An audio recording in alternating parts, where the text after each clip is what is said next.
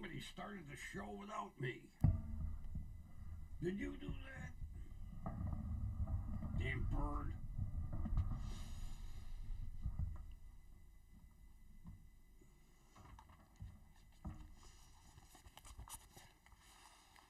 I'm out in the hall talking to the CEO, and the damn bird starts the show.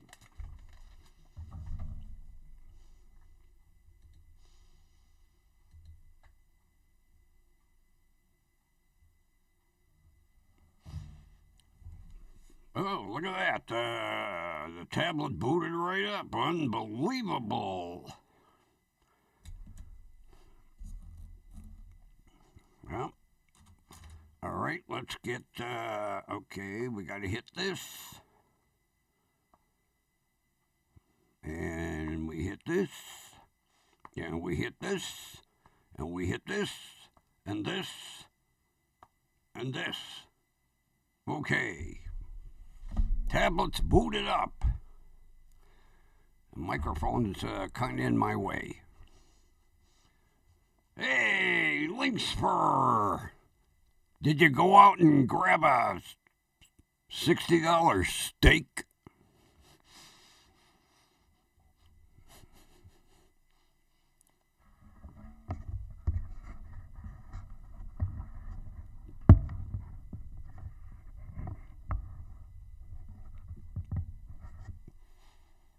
I decided to go back at this microphone.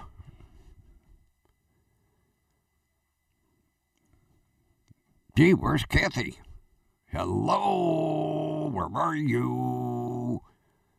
Maybe Kathy's over at the market buying a steak.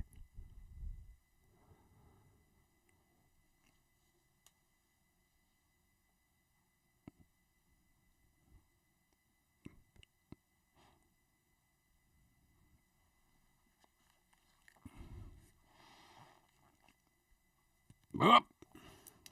Get with it, Grumpy. Jesus. Can't take you anywhere.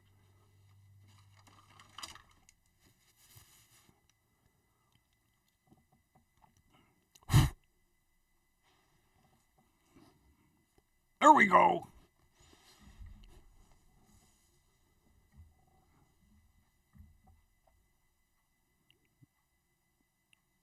Gee, Kathy usually isn't this late.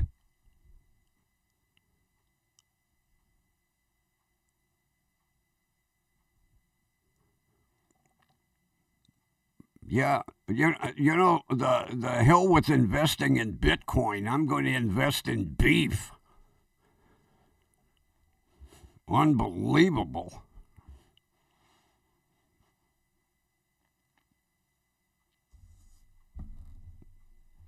And, you know, originally I thought it was a clickbait joke. No, I listened to some of the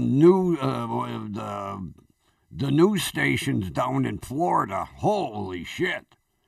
People are up in arms.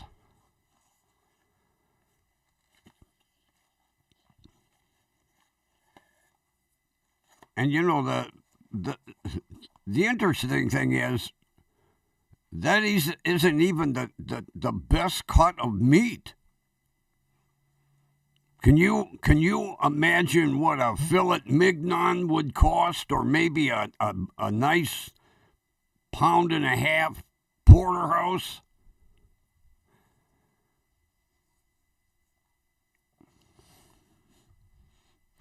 Yeah, organic, grass-fed. Goes to the spa, gets a massage, a little steam room action.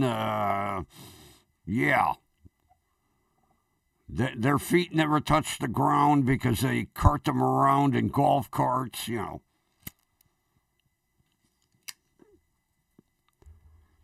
Besides the organic grass fed, they get a little caviar and champagne. God, even, I'll tell you what, the most expensive beef is Kobe beef from Japan. And these cows are raised on an island and they're pampered. And Kobe beef doesn't have prices like that.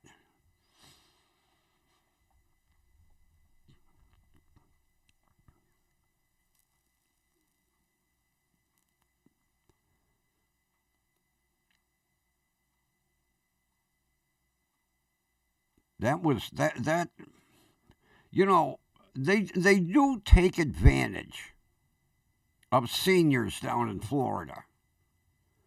I mean, prices are really inflated down there. I remember, my uncle had that beautiful double wide, and he bought the trailer outright. But in the trailer park, the lot rent was $1,000 a month.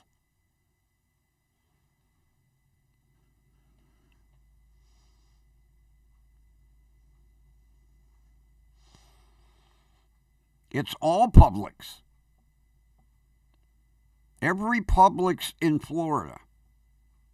It's not just one store like, Gold Coast millionaires across Florida.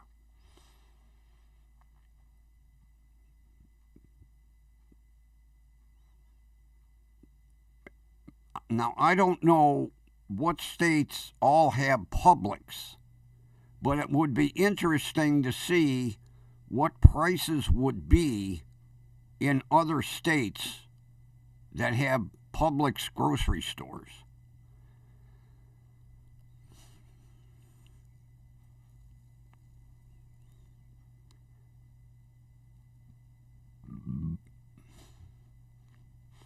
Come on, Kathy, I want to start the show.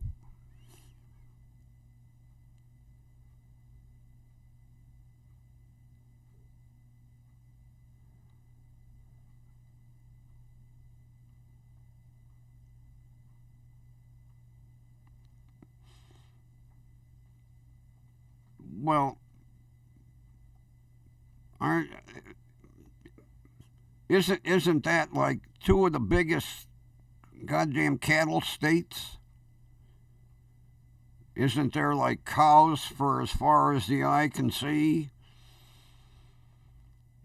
Yeah, if you have, you have an overabundance of cattle in a certain state, the price is going to be cheaper. Now, yeah, I don't think there's too many cattle ranches down in Florida, but it's ridiculous.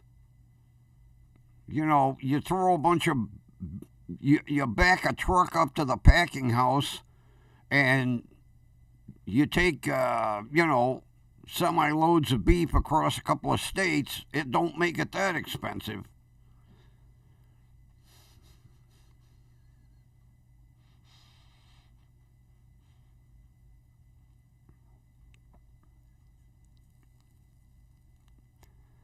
And I went to the store today and I didn't really pay attention to beef prices because I wasn't looking for beef.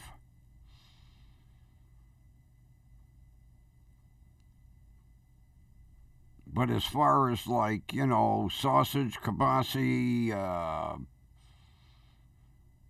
everything's still the same price.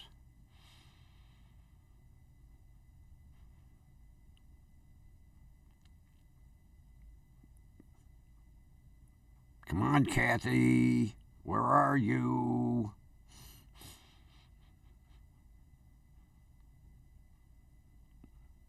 She probably can't find us again. I don't know why.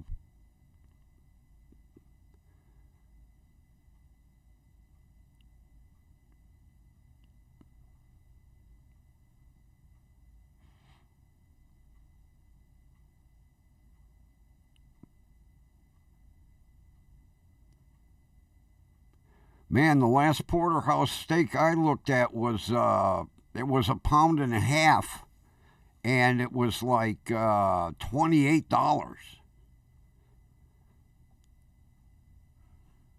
That's my favorite steak.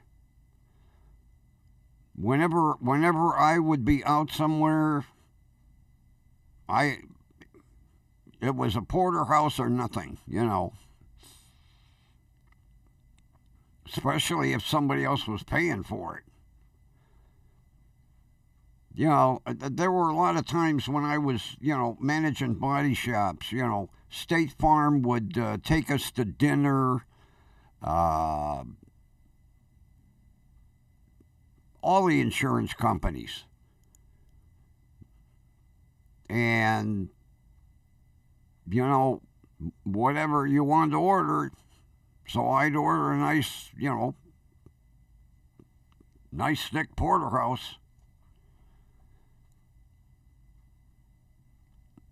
I think the best porterhouse I ever had was at Morton's Steakhouse downtown.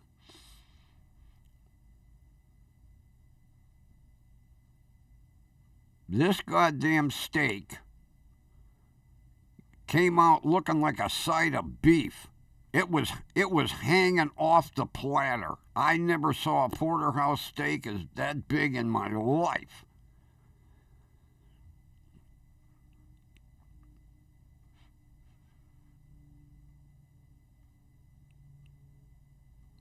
Yeah, I'd go with a New York strip. I'm not too big on T-bone.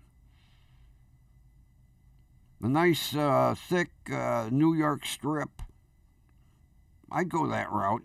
But T-bones have never been too much of my favorite. I mean, if somebody put one in front of me, I'd eat it.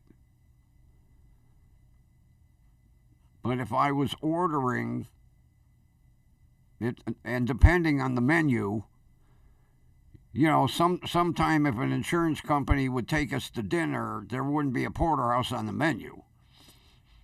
Then I'd go with a strip steak.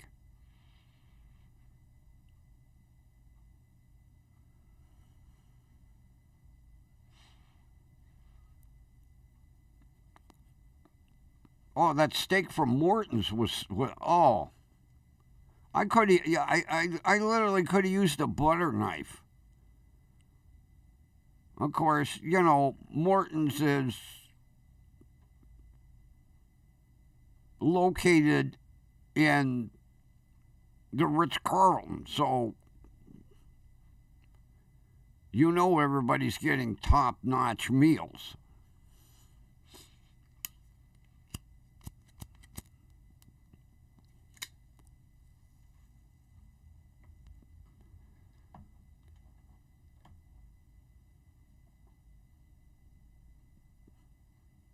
Kathy, where are you? I emailed her a couple of times today. She didn't say anything about being late.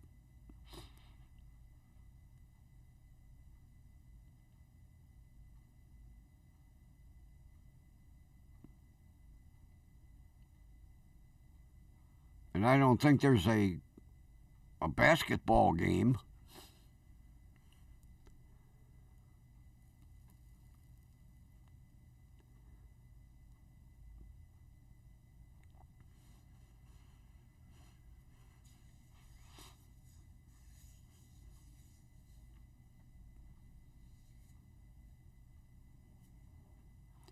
What the hell was the price of that per pound?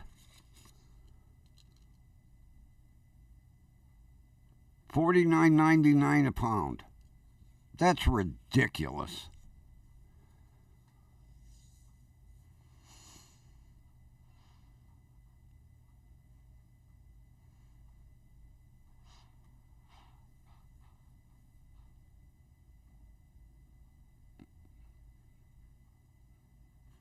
Do you have a propane grill?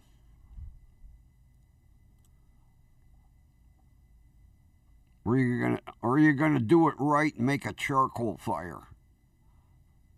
Today, people don't know how to do a proper charcoal fire, and there's nothing better than a steak cooked over charcoal.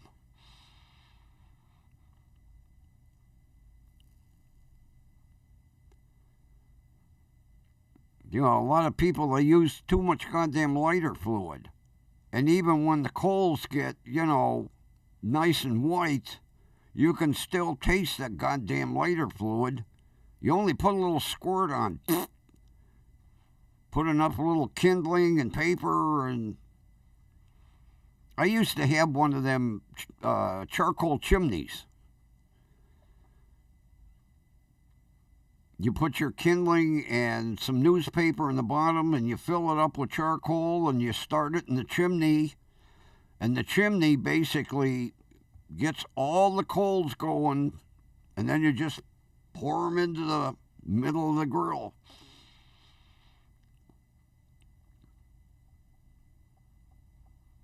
One of the best ways to start a charcoal fire, using a charcoal chimney.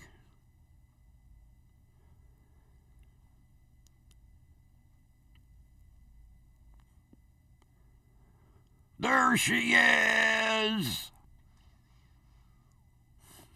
All right, we can do a start now. Kathy's here.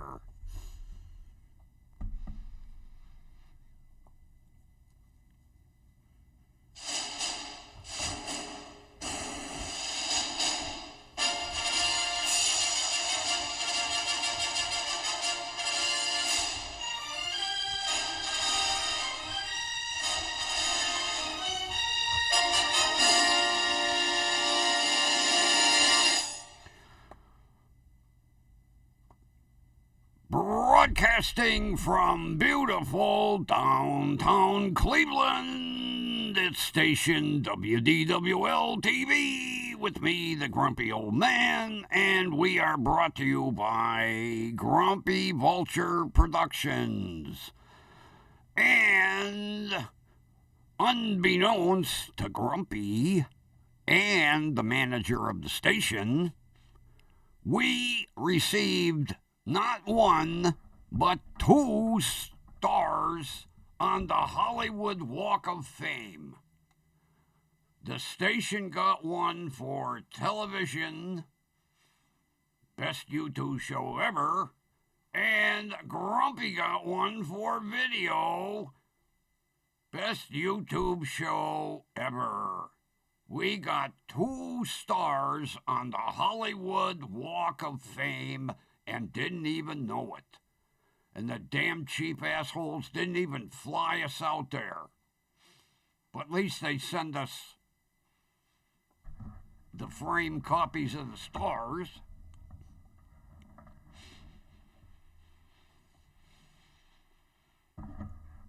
Yeah. Let me move the mic. This one, WDWL TV for television. And this one, the Grumpy Old Man, naming me for video. We didn't get 1, but 2 stars. I hope they don't have it like down some back alley, you know, where a bunch of bums are pissing on the building. Yep. We're big time now. Even if we did lose a subscriber. We got 2 stars on the Hollywood Walk of Fame.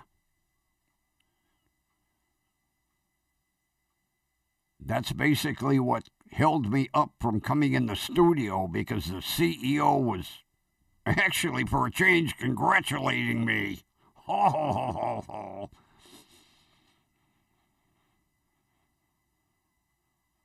Now I have to figure out where to put them, because they're kind of blocking the Key Bank building and some of downtown Cleveland scenery.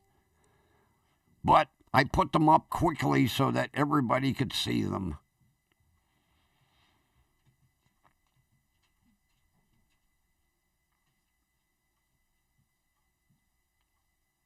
Yeah, Ron was like, what's the stars? What's with the stars? What's with the stars?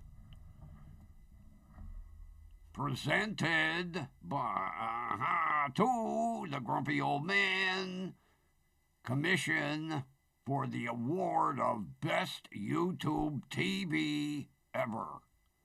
And then Grumpy got one for video.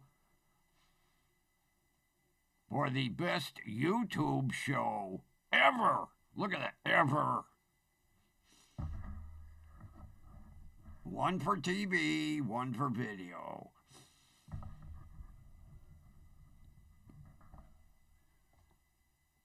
And they didn't even tell us.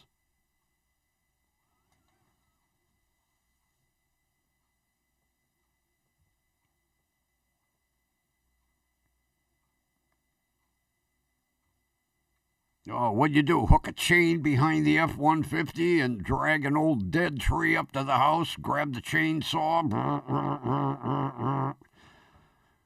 get the old wedge out with a sledgehammer, whack, whack, whack.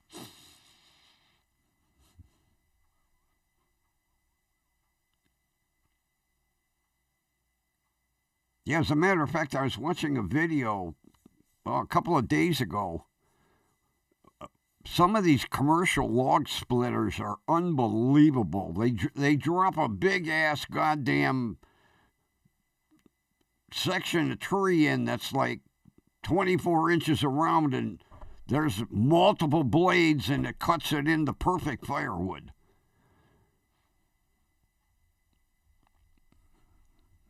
Oh, you didn't have to get the chainsaw and the wedge out. Well, at least you didn't have to knock any snow off of it.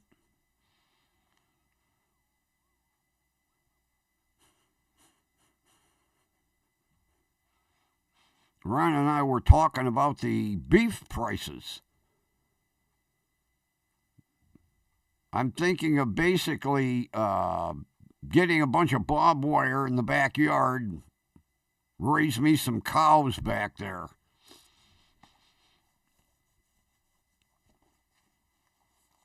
$49.99 a pound for frickin'. And it's not even the top cut of meat. I can almost imagine.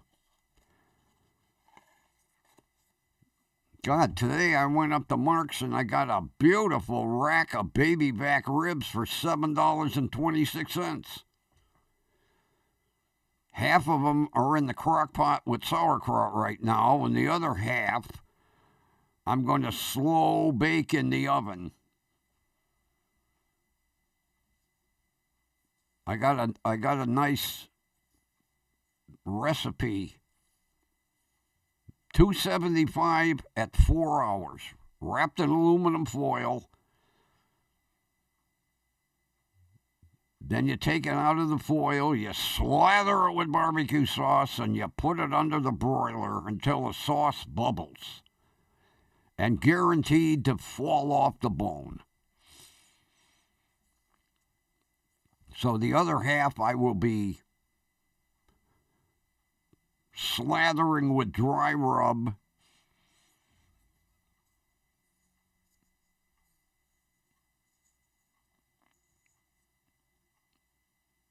You had to gather eggs. You got a regular farm going down there.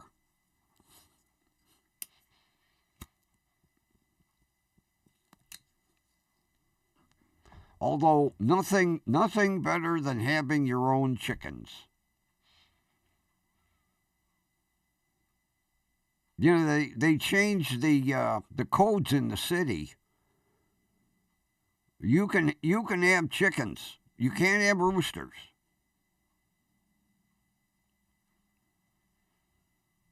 Matter of fact, up until last year, my neighbor down the street had a big chicken coop in her backyard.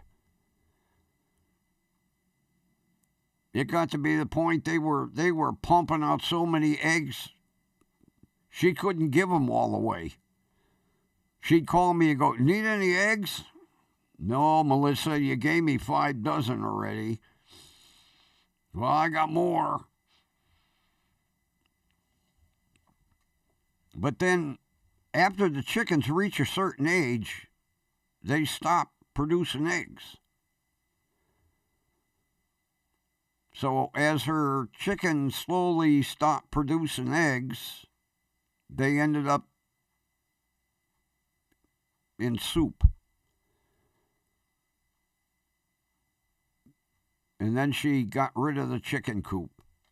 She had enough raising chickens.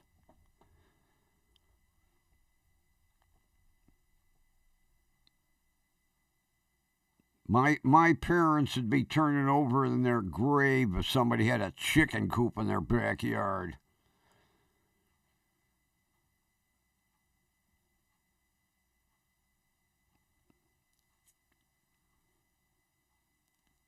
Yeah, she was telling me, I don't know how many years they'll lay. But then after a while, they just stop producing eggs. You have to keep renewing your chicken stock in more ways than one.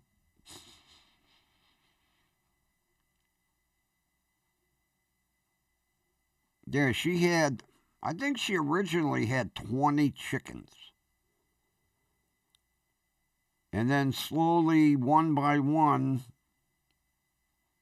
they ended up as soup or fricassee or...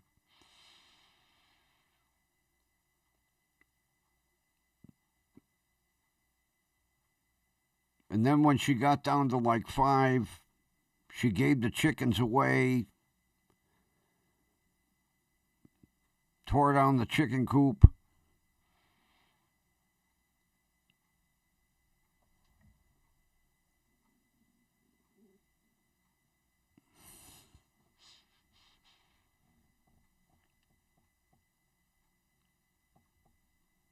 Matter of fact, I didn't even know she had chickens. And she started out with, they were little chickens. And they laid eggs that had kind of like a greenish tint on the shell. But they were like half the size of a normal egg. Well, then she gave all them away and she got regular chickens.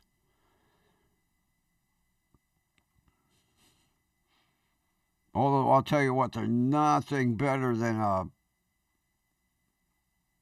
egg fresh out of a chicken's ass. You can definitely tell the difference in a super fresh egg versus one you buy at the market. Even though they say, oh, they're fresh. You can tell the difference. You can see the difference in the yolks. I'll tell you, I couldn't eat eggs fast enough. And I never thought to make, pickled eggs, but I would have had to let them set for a while.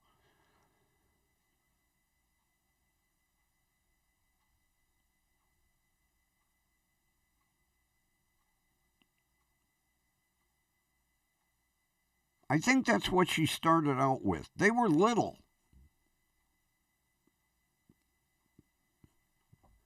Because I looked in the coop and I went, oh, you got a bunch of baby chickens. And she goes, no. They're full grown. I said, well, what did they eat? Something stunted their growth. Although they were cute looking chickens. They had feathers all the way down to their feet.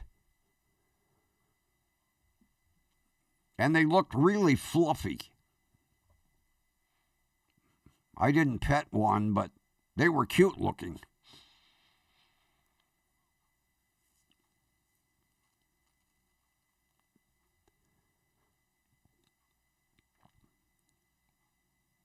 But part of the problem is having a chicken coop. They draw all kinds of vermin. Rats, mice. I think she said she actually saw a fox one day, which I would believe because it probably come up on the Met Park. Somebody went, hey, there's a chicken coop down the street from Grumpy.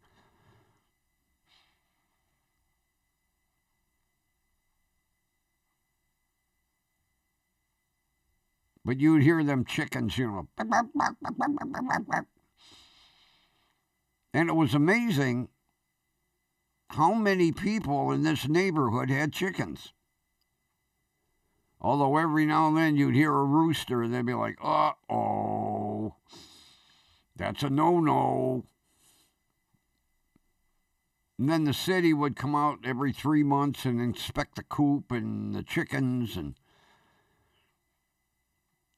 Melissa just got fed up with it after a while, because it was a bit of a pain in the ass.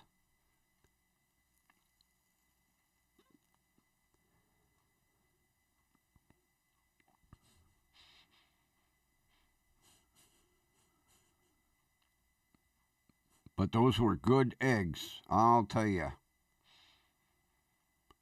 Nothing like a fresh egg, either sunny side up or over easy. And you can tell the taste. Completely different taste.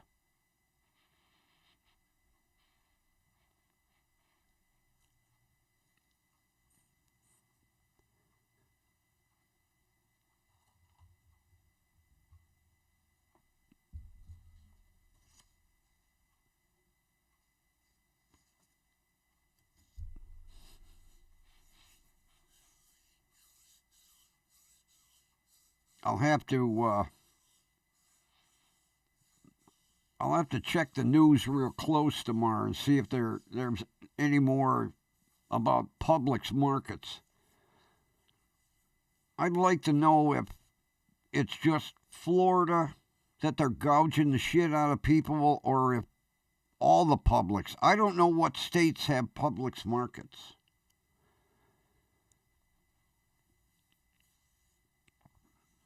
Because there's certain areas that have, like Ohio, we're big on gigantic eaglet, and southern Ohio, Kroger.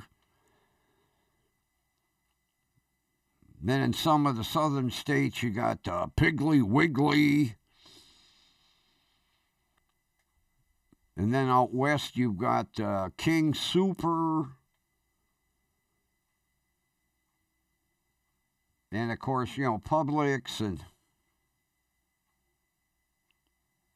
you have them there. Next time you go grocery shopping, send us a picture of the meat prices.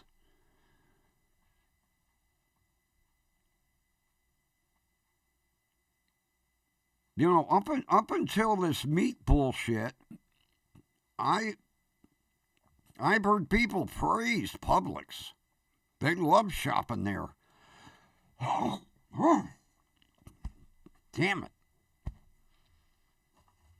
Pardon moi.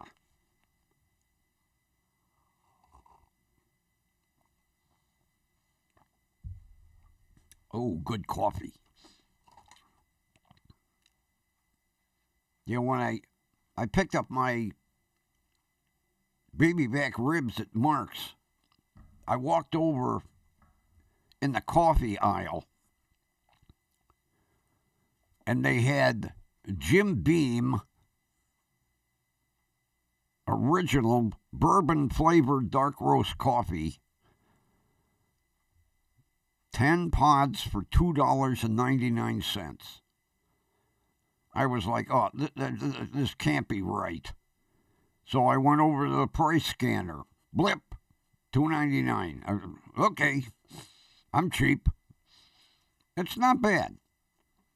Wouldn't be my first choice, but it's not bad. For $2.99, matter of fact, tomorrow I'm going to go get another rack of baby backs, and I'm going to get maybe 2 or 3 more boxes of this, because I'm cheap. And it's not bad. Like I say, it wouldn't be my first choice, but it's not bad. Then, here's a good one.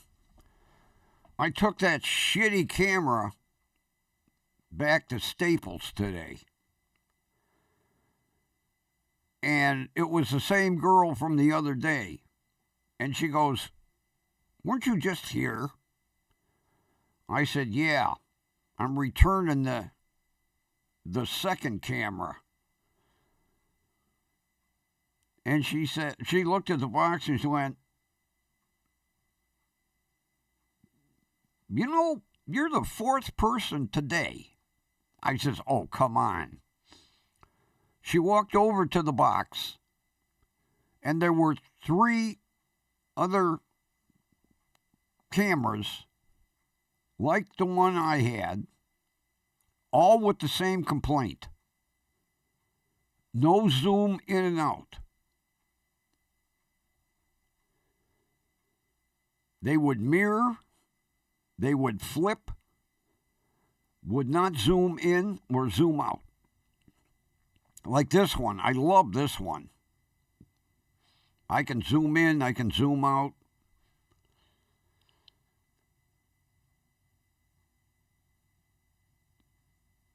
And, you know, when the guy from Amazon said, well, do you want a refund or would you like a replacement camera? And I'm thinking, I'll take a replacement camera. What's the chance of getting another defective one? Everybody that ordered that camera got a defective one. It's obvious there is no quality control in that plant. Yeah, she reached in the box and she went, I got 3 more over here. And then she's looking going, no zoom, no zoom, no zoom. So this time I told Amazon, give me my money back.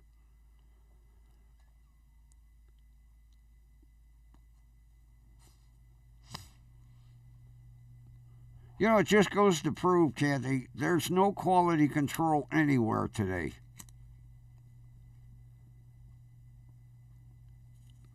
They're just looking at the bottom line, how many of them they can crank out and sell.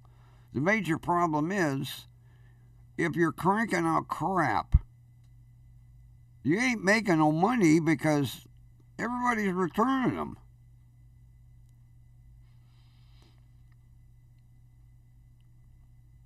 And, you know, on the way home, I'm thinking, what's the chance that 3 other people in this neighborhood ordered that camera and it was junk? How many of these cameras are getting returned? And then they'll go in that pallet auction, and some eBayer will buy a pallet full of them for $100. He'll stick them on eBay, and then they'll all get shipped back. Hopefully the guy would test them before he sold them.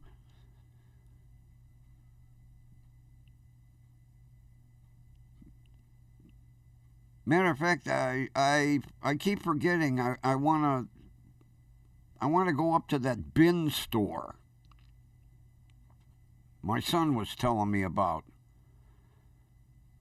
where this guy, that's what he does. He buys pallets from Amazon and Walmart, Costco. I can't remember. And they auction off pallets. They auction them off. And he'll buy, well, usually a truckload. Because twice a week he has a truck coming in from the West Coast, because that's where the big auction is. And then he puts all the stuff in bins. Here's a bin full of, Bluetooth speakers, and a bin full of electric mixers. And I have to go in the store. My son said, I better leave my wallet at home. And then every day he has a, I can't remember if he said a $2 bin or a $5 bin. He'll just walk over to a bin and put everything in this bin $2 or $5.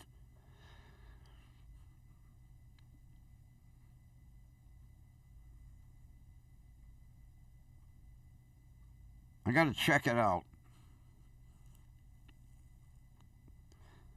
And he said he's got everything. I mean, he's got washers, dryers, mattresses, pillows, you name it. Maybe I can go in and get me a inner spring mattress cheap.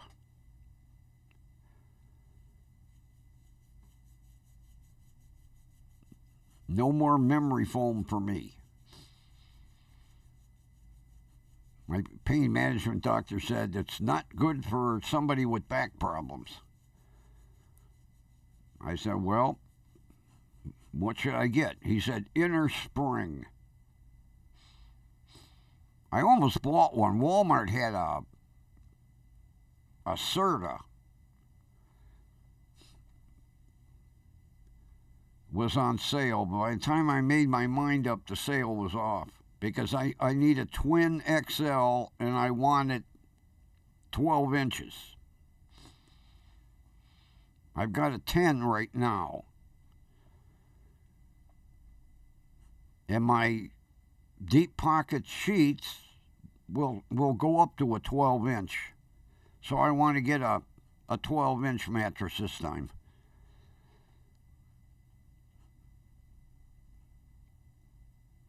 So I can keep Boots comfortable.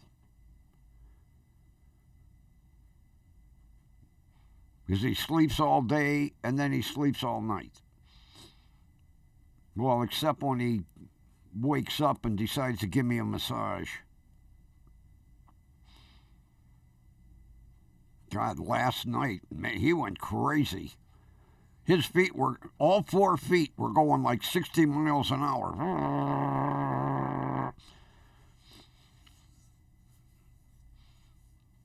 It's like, will you let me sleep already?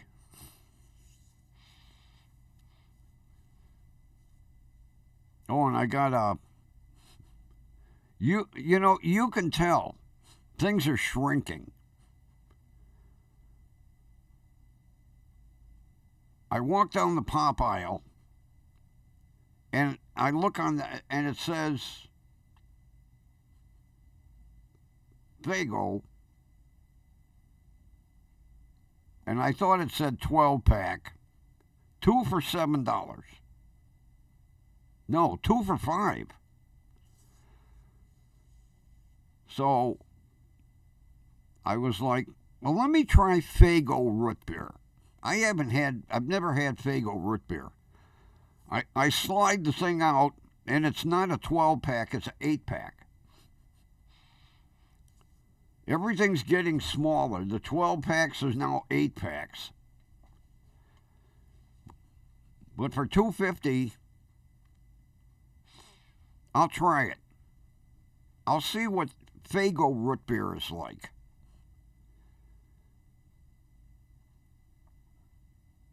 I'm going to start experimenting. I already know mug is dad's. So I got the Fago. Next time I'll get Hires.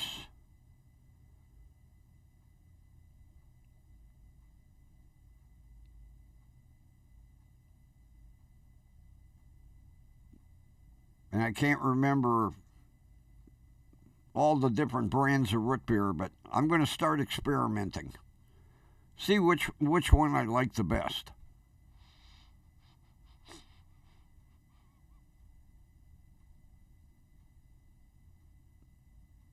Because I've never had Fago root beer. I've had their cream soda, which is delicious. But I never tried their root beer, so I was like, for $2.50 an 8-pack, I'll try it.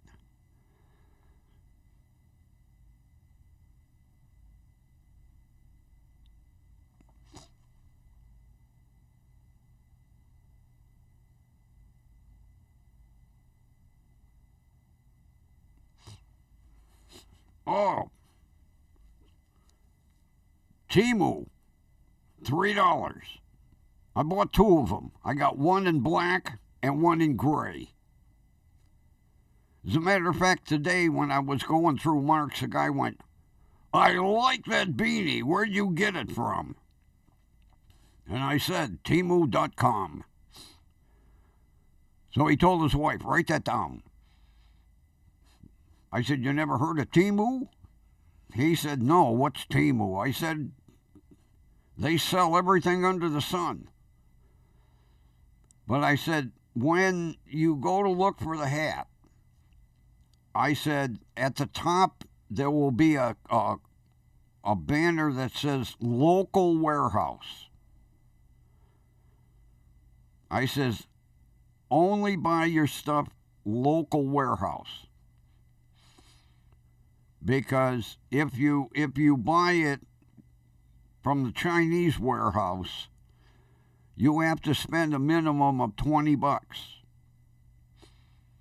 I said, this way, you buy the hat, you don't have to spend a minimum. You can buy one hat. And I said, shipping goes for like $1.99 to $2.99. So if if you're going to get the hats, get several. Why pay $2.99 to ship one hat when you can get one in every color, and you're only going to pay $2.99? Like I say, I got a black one, I got a gray one. They had maroon, they had olive green. How many beanies do one person need? But it's nice and warm. Oh, I love it. Keeps my bald head warm and toasty.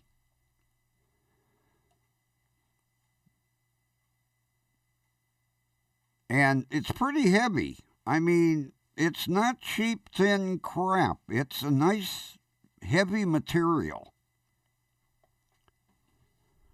Because I've got one that you could almost see through it.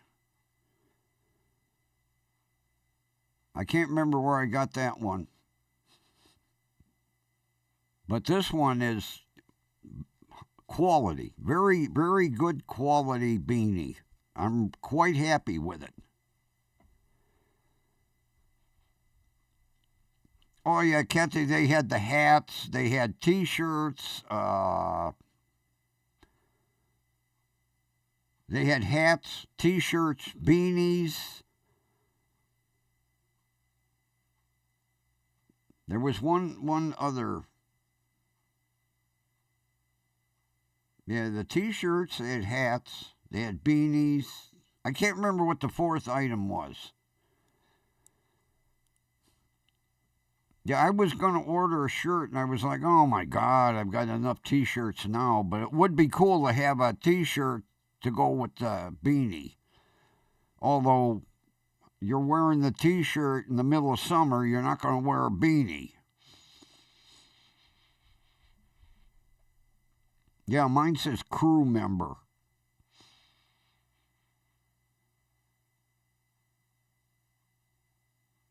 I don't know why I got crew member. They had supervisor, crew member, and there was a third one. I can't remember why I checked crew member. I don't know.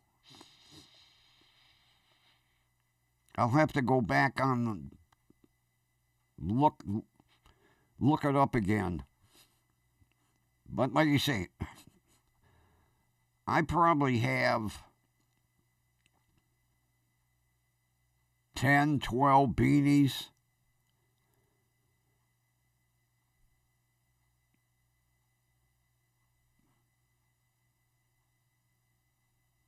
Although I have a super heavy-duty one. That one I got from Pepe's Towing out in California, out in Los Angeles. that one is like twice the thickness of this one.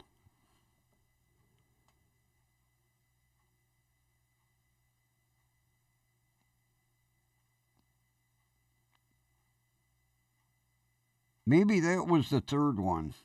I'll look it up tomorrow. Because I might order a supervisor.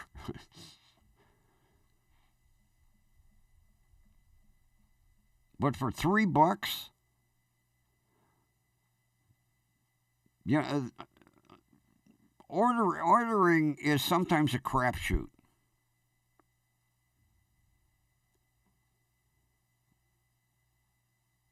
Because you don't know exactly what the quality is like. Although all the T-shirts are very high quality that I got from off of Temu. And I was quite happy when I got the beanie because it's also high quality. God, I remember when I was ordering off of Wish, man, some of the crap that... I don't know how many times I returned stuff to Wish because it was just garbage. And then I finally deleted them from my computer and my cell phone.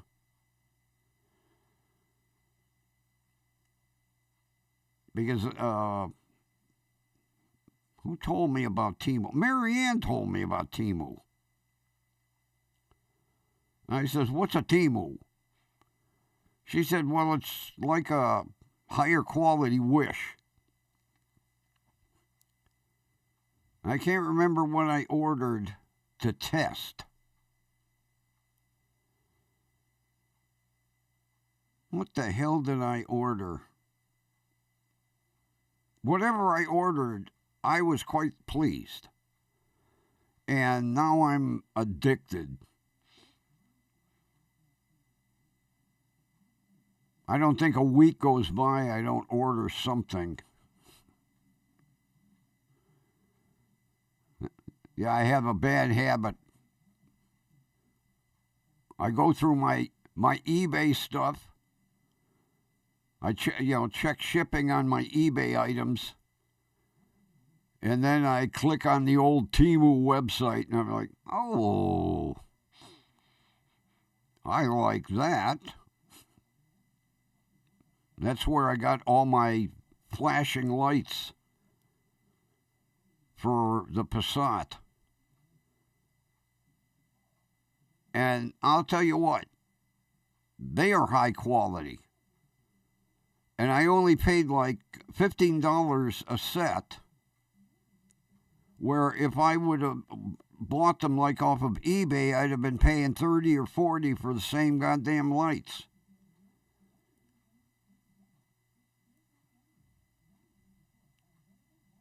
Yeah, I ordered my flashing lights, my emergency lights.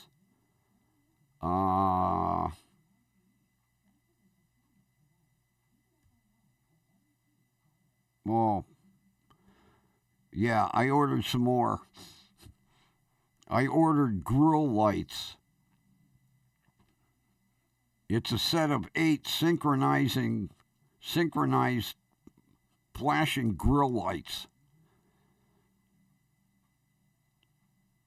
So when the weather gets better, I have to remove the grill and then mount the lights in the grill and wire them up.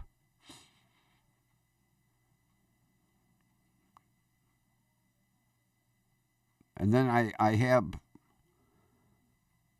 rocker panel lights that I'm actually building. So once I get them all mounted and soldered, and then mount them to the rocker panels, I'll look like them police cars. I think that's cool when they have them on the rocker panels.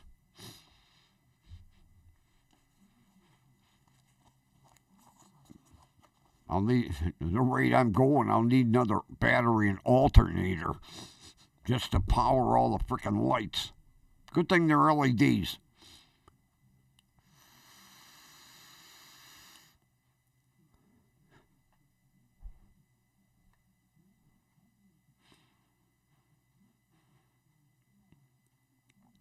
Then I'm coming back from Staples.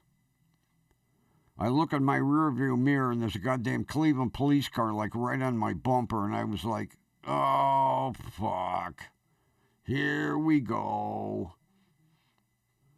Because he was behind me from Staples all the way up to 140th and Triscuit.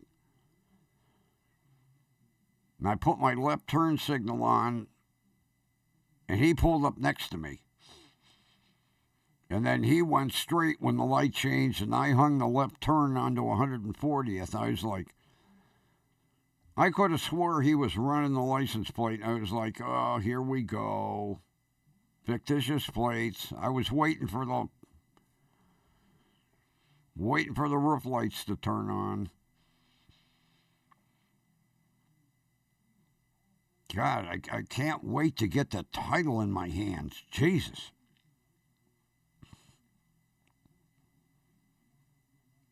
It's getting nerve-wracking driving that goddamn car. And then Monday. Yeah. Monday, I have to go out to Parma because I have another podiatrist appointment. I guess he's probably going to talk surgery. I'll hear him out. You know, I would hope that they would have like a real lightweight walking boot instead of that big ungodly monstrosity, so that I could drive. Although I think he mentioned something about pinning the toe. Oh, that don't sound good at all. He said, yeah, well, the surgeon will probably pin the toe for like 6 weeks and then remove the pin. I was like, what? Remove the pin? What, like a grenade?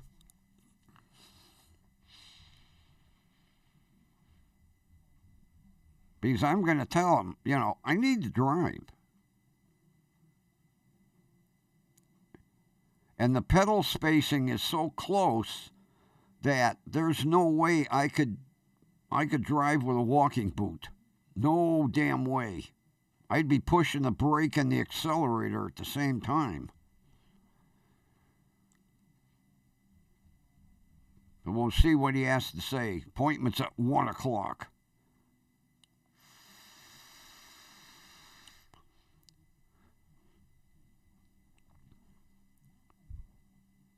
Although I do like, as soon as I check in, the nurse takes you back and she's got the whirlpool all warmed up. Roll up your pants, take off your socks, dip your beatsies in the nice whirlpool. 100,000 bubbles.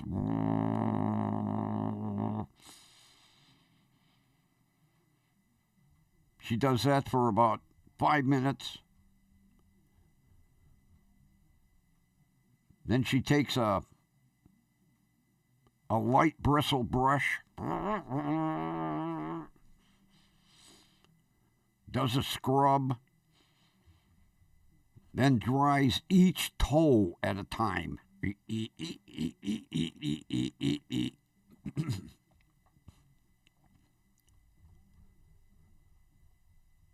Then the doctor comes in.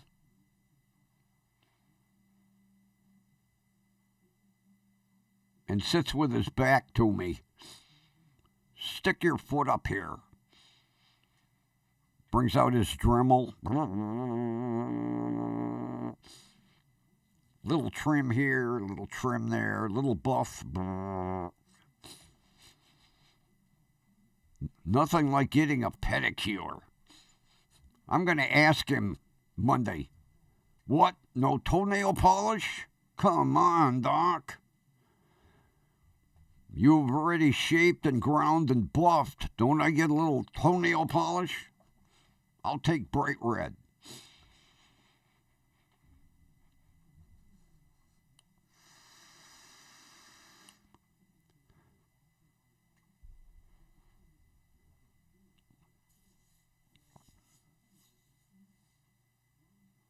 As a matter of fact, I bought one. I bought a foot soak tub. It's got exfoliating rollers on the bottom, and it's heated, and it's got a massage and bubbles.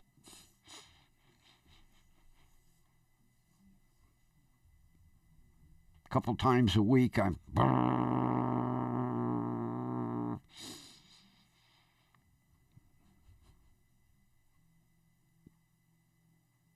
kind of like it.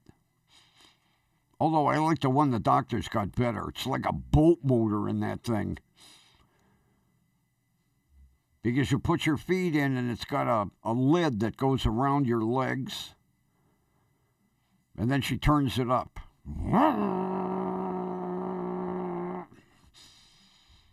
I'm having trouble keeping my feet in here.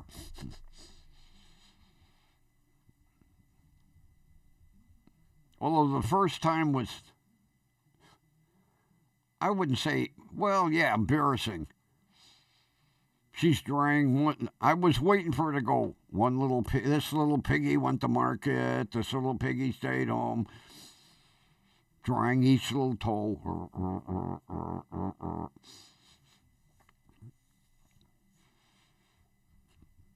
Then you put booties on.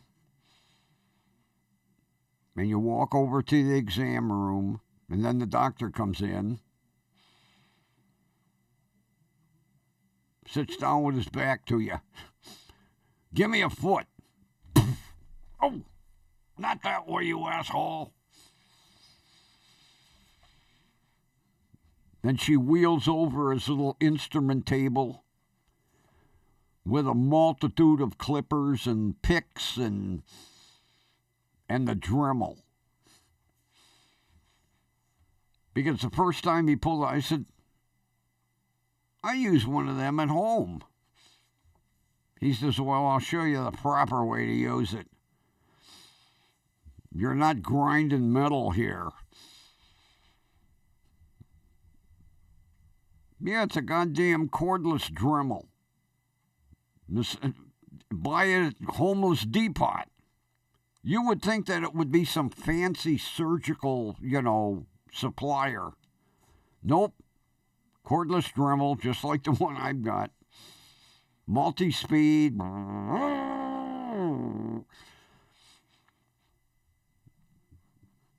Although his attachments are a little different than the industrial ones I have.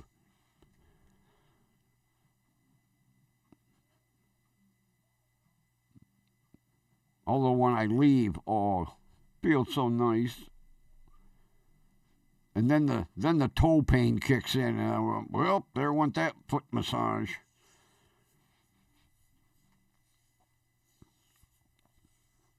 I think Monday I'll ask the nurse, can you put a little bubble bath in that water?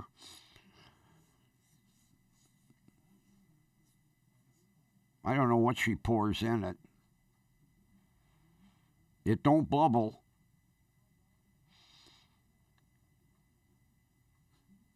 Yeah, put your feet in the machine, please.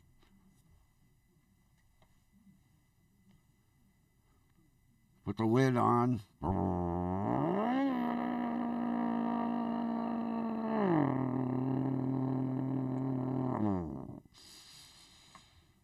Give me a foot. This little piggy went to market. This little piggy said, Nurse, I'm 74, not 4. Oh, I forgot. Let me just finish up here. And this little piggy went wee, wee, wee all the way home. There. Now, are you happy? Just try the other foot. No piggy wiggy.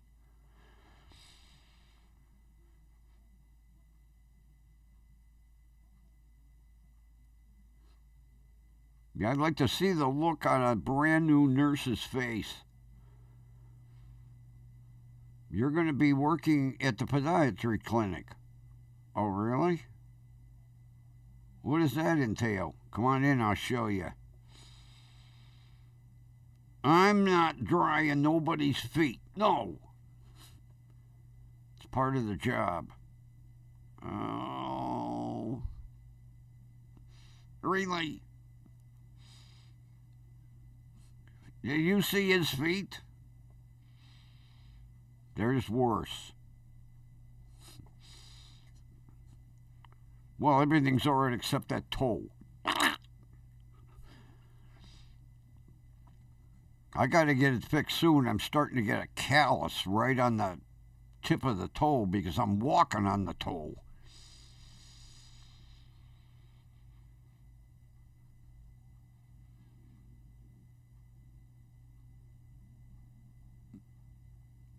Although I don't like the sound of that.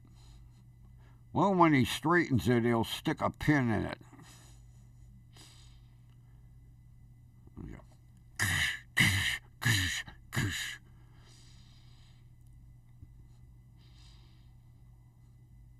Put your foot up on an anvil.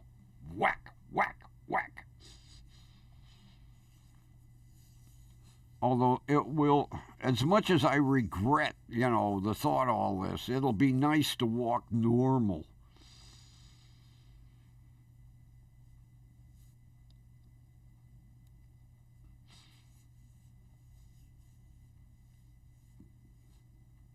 Because a friend of mine last summer says, I'm going to do a walkathon. You want to come with me? I says, how long is the walkathon? 3 miles. Forget it. I'm lucky to go 3 feet.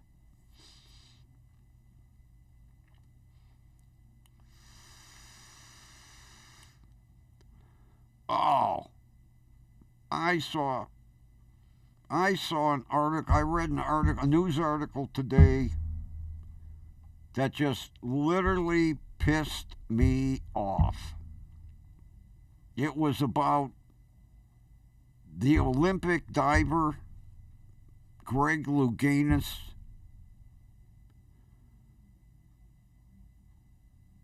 And you stress the Lou-gayness.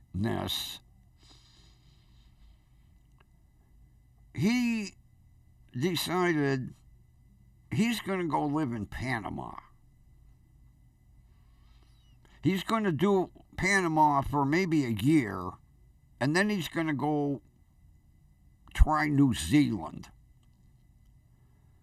Well, in order to finance his move from the United States to Panama, he sold his house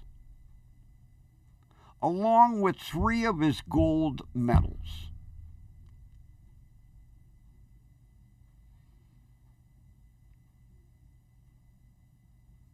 There should be a rule where if you don't want your goddamn gold medal anymore, or your silver, or your bronze, you return it to the Olympic Committee. No, he sold them. It's obvious they didn't mean shit to him once the endorsements went away. When they win the gold, right away, what? Wheaties runs, we want to put you on a Wheaties box. We want you to do commercials for Revco or Rite Aid like Mary Lou Retton. And another thing, once all the endorsements are gone, the goddamn medals don't mean shit, I guess. Because this asshole sold 3 of his gold medals so he could finance his move to Panama. And then, if it ain't bad enough, he had the nerve to tell the world. Well, you know, it's like the Oscars. You signed a disclaimer that said if you don't want your Oscar anymore, you return it. You are not allowed to sell it. You have to sign a legal form, notarized. If you no longer want your Oscar, or you pass away and your family's like, we don't want this dusty thing, it gets returned. I think it's utterly disgusting to sell your goddamn medals. It's obvious. The endorsements ran out. He's not doing commercials or public speaking anymore. So the medals meant nothing to him.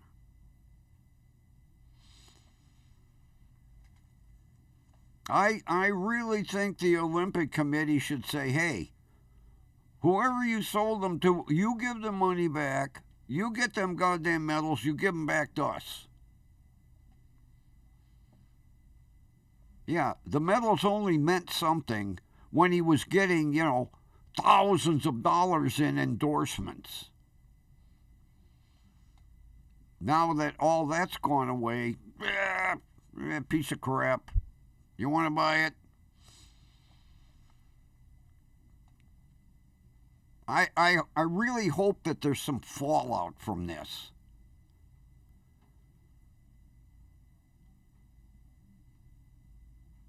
It's obvious, winning those medals for his country didn't mean shit anymore.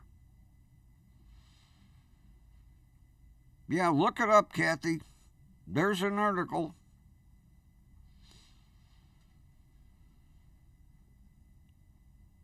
Son of a bitch selling his goddamn gold medals. And he went on Instant Graham Cracker or Talk Tick and did a live saying, yep, in order to finance my move, I sold my gold medals.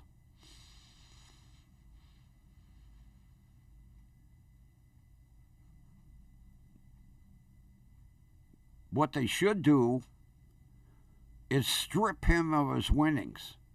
Erase him from the history books. Like they did with, what's his name? The bicyclist that won the Tour de France 7 times. Then they found out he was cheating, and they just literally erased his name right out of the history books. They awarded the win to the second place finisher, and his name was permanently removed. I can't remember his name.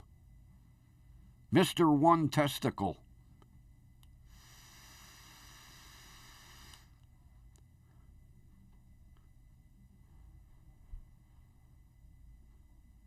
They should do the same thing with Luganis.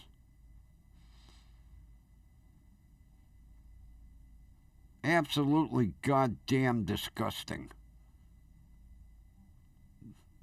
Like I say, they need to have a disclaimer. If you don't want it anymore, return it.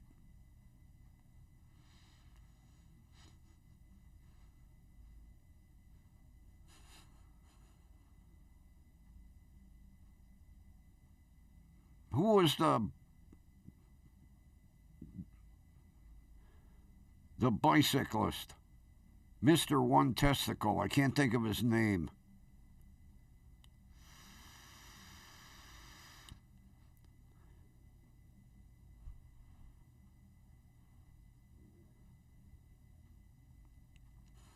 After 7 wins, he finally admitted he was cheating.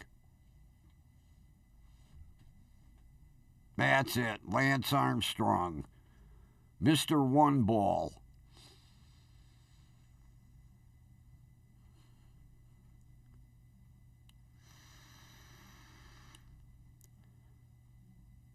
He was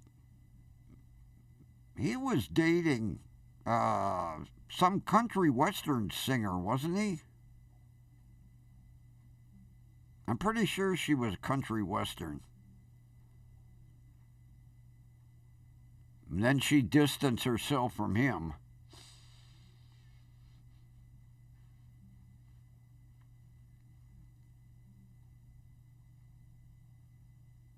The major problem was, he spent all the endorsement money. They should have made him give it all back. Although I guess, it's enough shame getting your name wiped right off the record books. Like you didn't exist.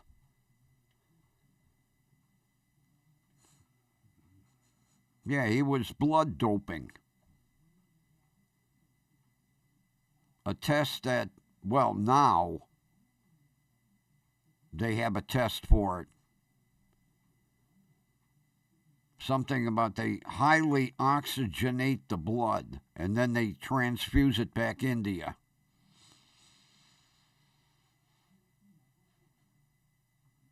It's amazing he got away with that 7 times.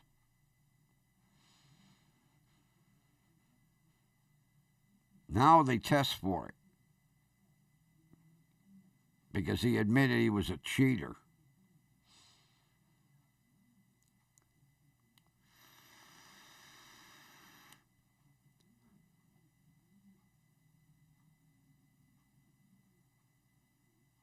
Yeah, Sheryl Crow. Yeah, she put a lot of distance between her and him. Although I could never picture the two of them together, but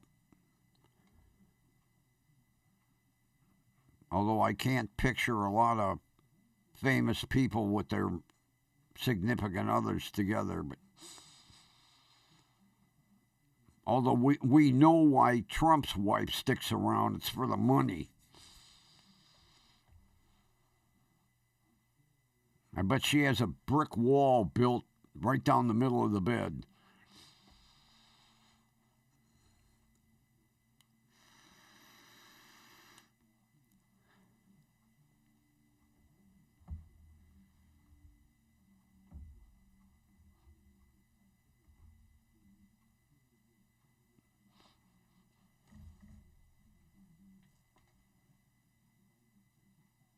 Yeah, it's a damn shame, Armstrong cheated. He brought so much, fame to U.S. bicycle racing.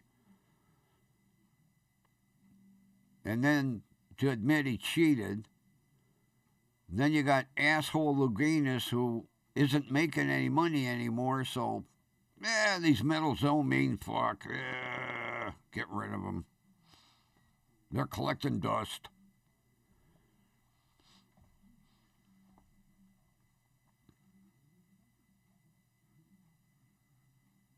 Disgusting. Absolutely disgusting. Like I say, when the money ran out, the endorsements ran out, the medals didn't mean shit. But while all that money was coming in, look at all the medals.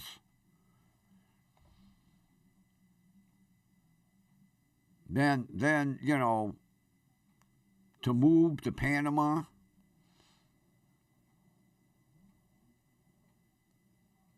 He's only going to stay there a couple years. Then he's going to go to New Zealand.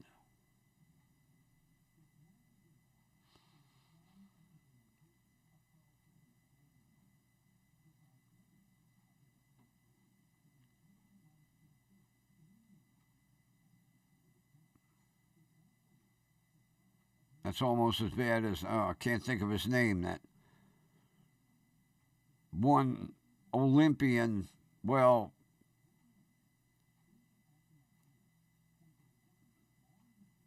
he was Canadian,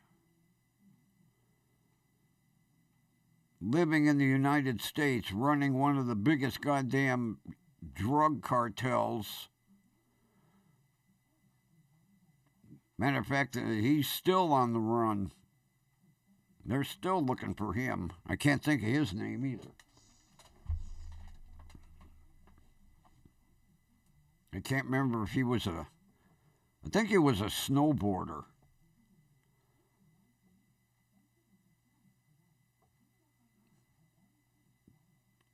But he's a Canadian Olympian, but was living here in the U.S. Man, the other day, they showed pictures of his motorcycle collection that the government seized. Holy shit, he must have had 150 really rare racing motorcycles.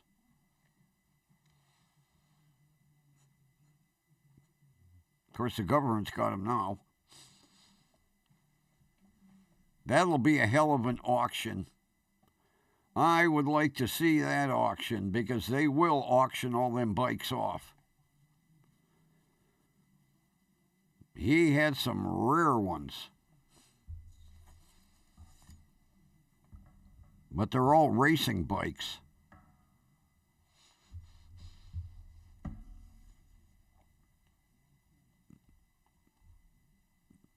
Yeah, the government's slowly breaking down his empire. They're still looking. They say he's got about 20 cars hidden. Lambos, Ferraris, Maseratis. Problem is you can't hide that shit from the government. They find them sooner or later.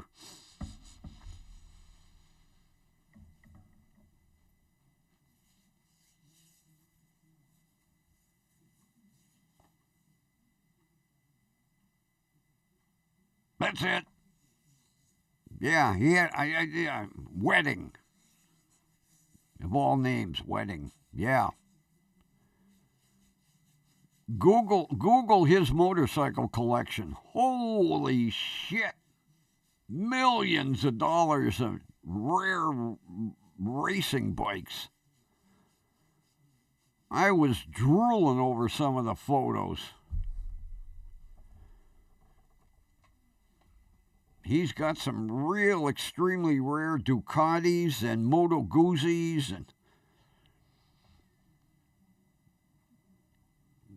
they just had them all lined up.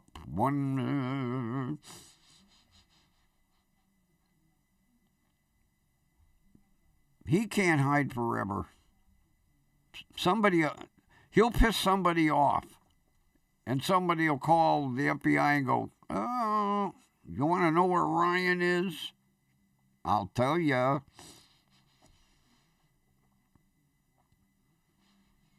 Because he can't go to Mexico because Mexico is looking for him. They'll turn him over to the United States. And he can't go back to Canada.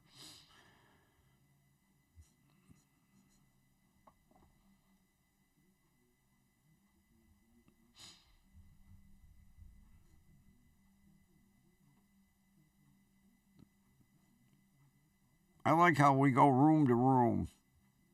We go from Ron's living room out to the kitchen. When he's in his new house, we'll get a tour. He'll say, "Well, all right, I'm taking you guys to the veranda. And then we're going to go out in the back garden."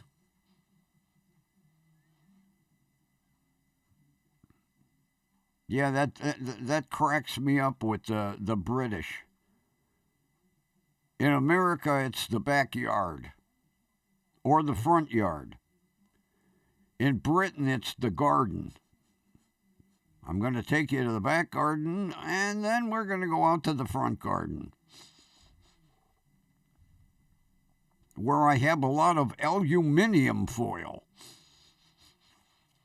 for my respiratory system. along with my vitamins.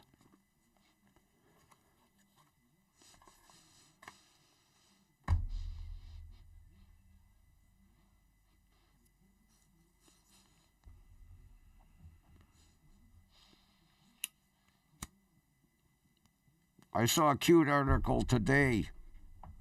You know, the Royals did what they call their Christmas walk.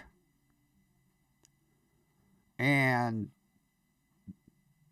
William is always pissed off at Kate because she's lagging behind, talking to people.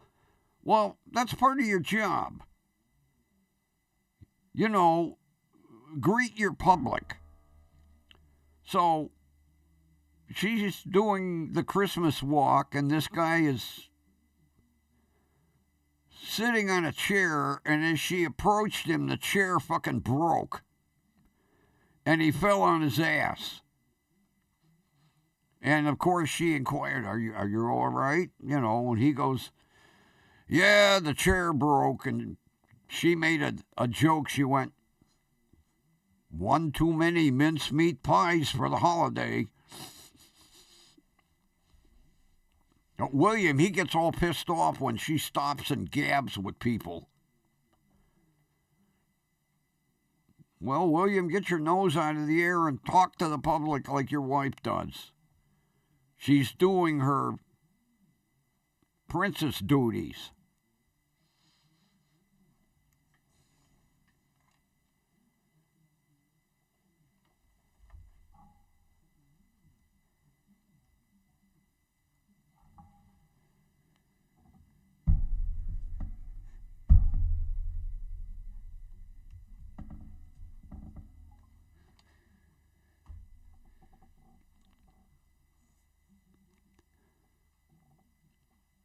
Matter of fact, the Royals been in the news quite a bit in the United States lately. Although, the thing that pisses me off, and it's their reporters, not ours. They'll say Prince William and Catherine. It's Prince William and Princess Catherine. She has a title. But they always, Prince William and Catherine. But then they name the kid, Prince Louis and Prince Alfonso and Princess whatever, the kids. But they just refer to her as Catherine.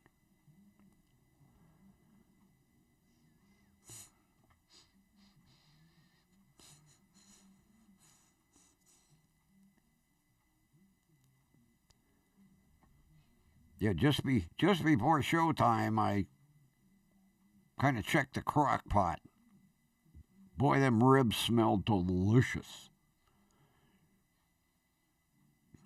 I can't wait to bake the other half.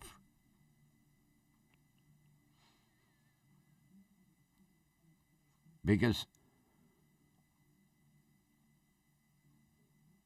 if you slow cook them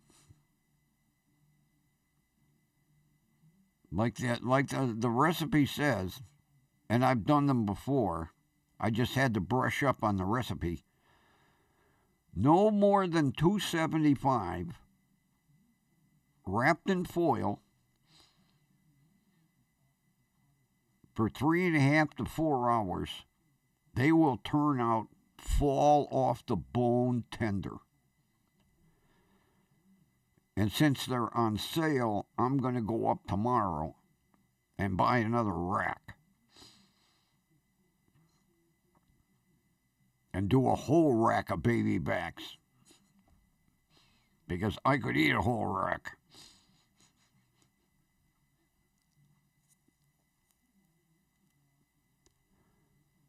Yesterday I had my Hungarian sausage and sauerkraut. Tonight is ribs and sauerkraut. And then that'll be enough of the sauerkraut for a while.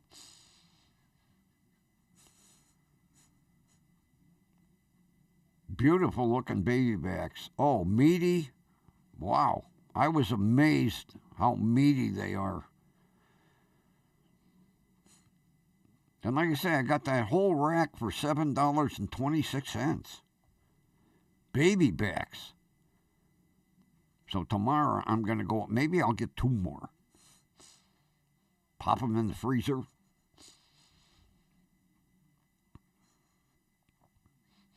Along with my 3 Cornish hens that are still in there.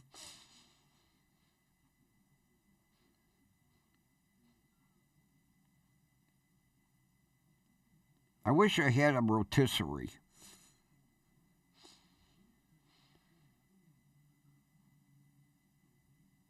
I used to have a toaster oven with a rotisserie, and then the rotisserie went haywire.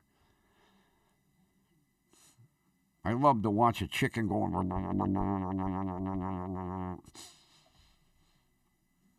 basted a little bit.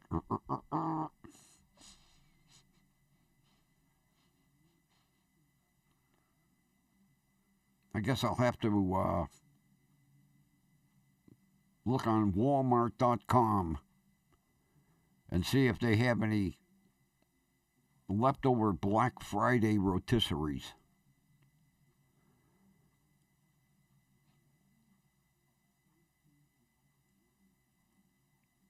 That way I could do the ribs too.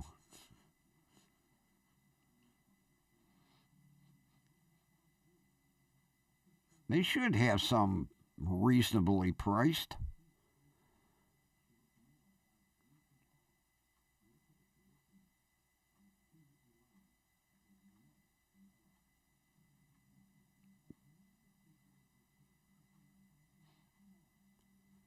Yeah, I'll do the old Walmart.com tomorrow.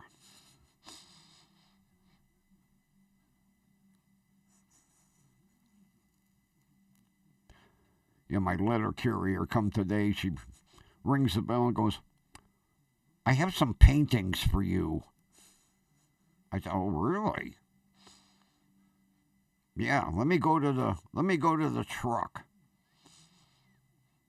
She didn't know. She thought these were paintings.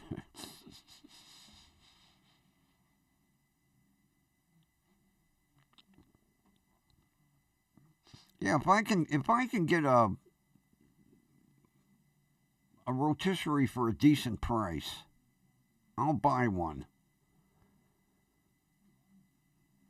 Because that way, like I say, I could do the ribs, I could do a chicken,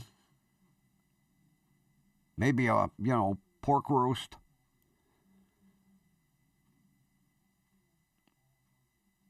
Although I'd hate to think God, I used to get the rolled pork roast, the one that's got about 30 miles of string wrapped around it. I used to do them quite a bit when I had my outside propane grill with a rotisserie.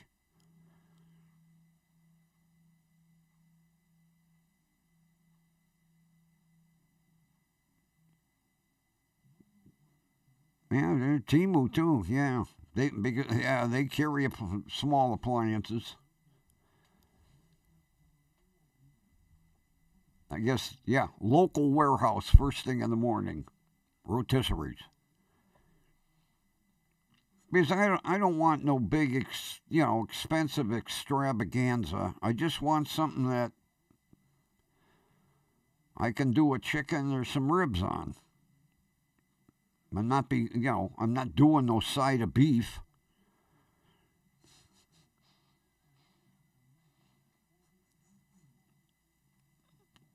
And nowadays, all the new electric appliances, they don't crank the voltage like they used to years ago. God, I can remember that old toaster oven I had. You turn the toaster oven on, and if you turned the light on in the kitchen, you blew a fuse.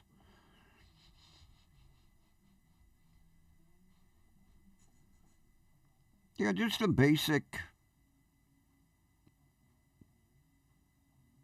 Just something like, say, big enough to do a Cornish hen or a full-size chicken. Because I love rotisserie chicken. I'm not a big chicken person, but when it comes to rotisserie chicken, I'm all for it.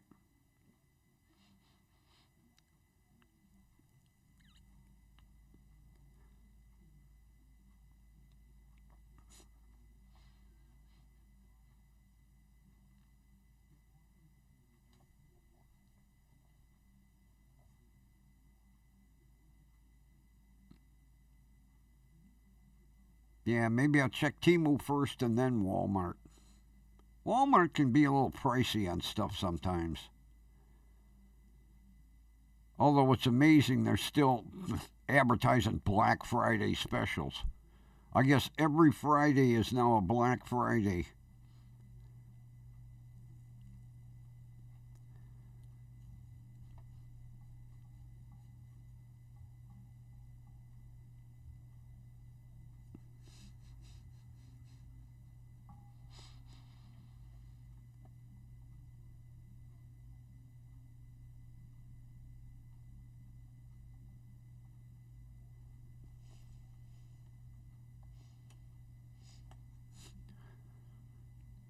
This was what I was supposed to have plugged into the computer and the TV set.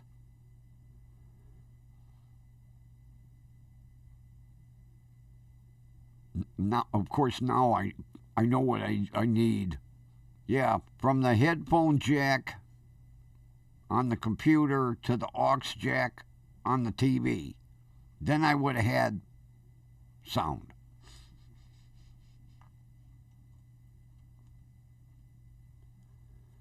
Although it didn't make any goddamn difference anyway with goddamn CNBC. I didn't get a response to my email yet. The station manager probably read it and went, delete. Although he's probably got about 50,000 in his email box. Read them. Oh, jeez.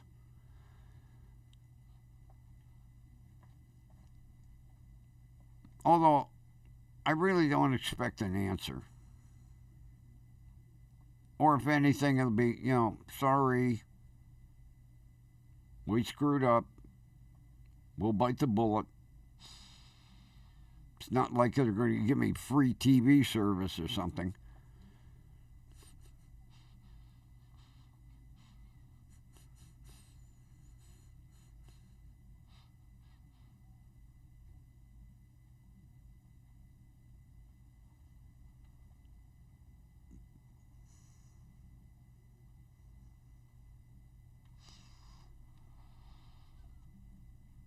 Yeah, well, I'll tell you what. I can guarantee he probably had about 50,000 emails. Because I'm sure I'm not the only person.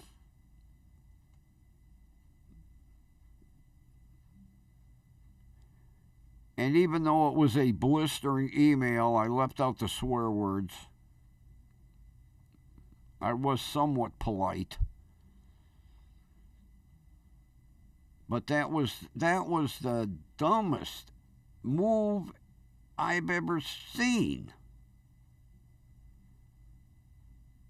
1 minute to midnight, and you run two 30-second commercials back to back.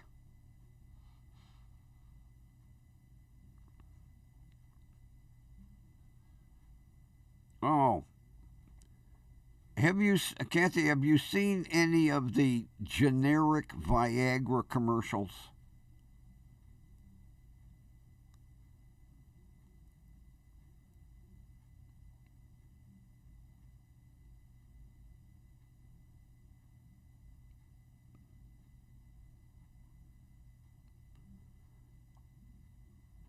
They've been running quite a few of them lately.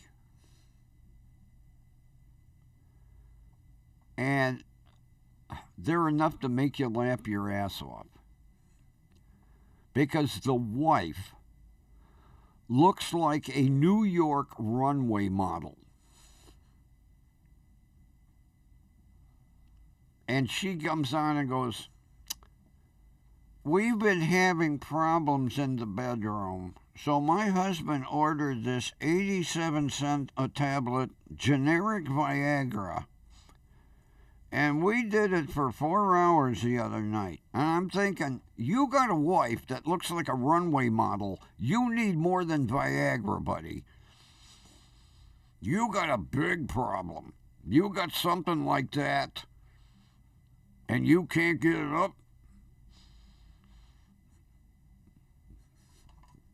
Yeah. "We've been having problems in the bedroom." I'm like, is your husband deaf, dumb, and blind? Jesus.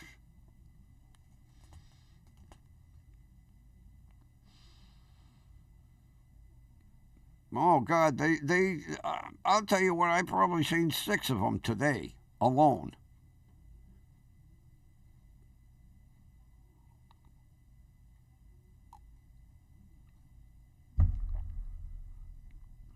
That and the crunchy fish snacks. Blah. The part that makes me laugh is when that little 3-year-old Japanese little boy munching away on them with a big smile. They cut the camera and he goes, "Bleh." Yeah, baked Alaskan, what the hell were those goddamn fish? Croakers. Yellow-bellied croakers. Mmm. Shows one kid with 2 of them at once.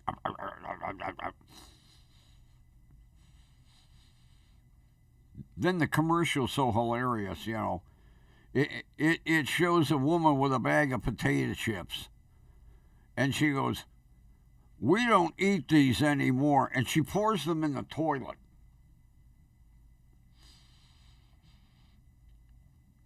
You're flushing potato chips so that you can eat fish snacks? I'm almost tempted to order a bag. Not.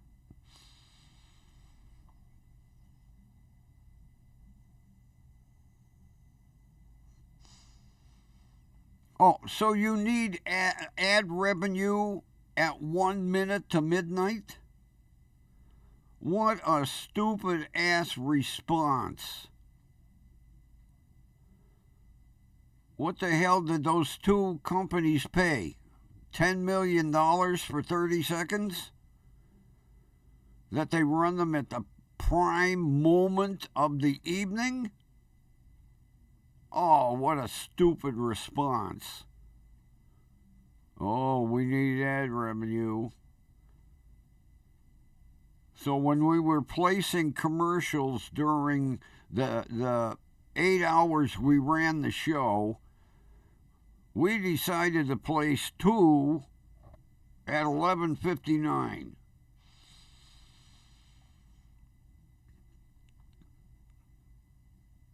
That station director should be run out of town on a rail, along with the station manager, for actually okaying that shit. Somebody had to put their stamp of approval on when they run them commercials. What an asinine comment. Well, we need ad revenue. Yeah, because nobody watches CNBC anymore. It sucked when it was MSNBC. The only thing keeping them afloat is Jay Leno's Garage.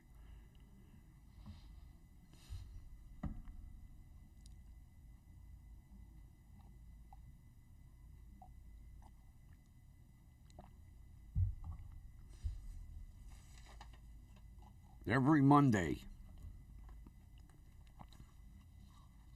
a new Jay Leno's Garage on MSNBC. Because I'm sure nobody else watches it goddamn.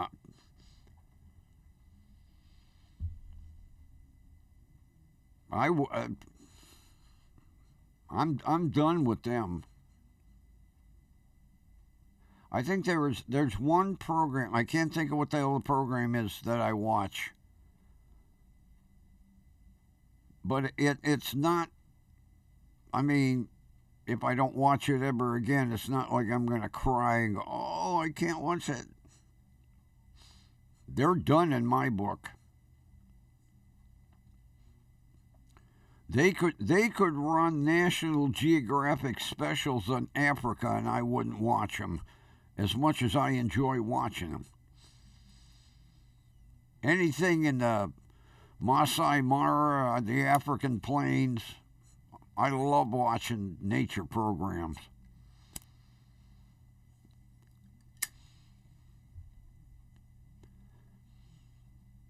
Especially when the water buffalo do their cross country thing. And then they get to the water's edge, and you can see all them crocodiles. And they're like, "Come on, Charlie, jump in." No, no, I ain't jumping in there. You see what's out there waiting for us? Oh, swim fast. We'll follow. Charlie jumps in, chomp. Sorry, Charlie.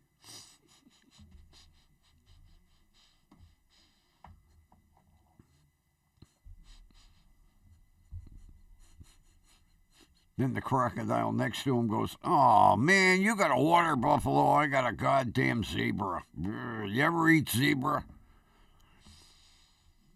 Not really. I'd rather have a water buffalo.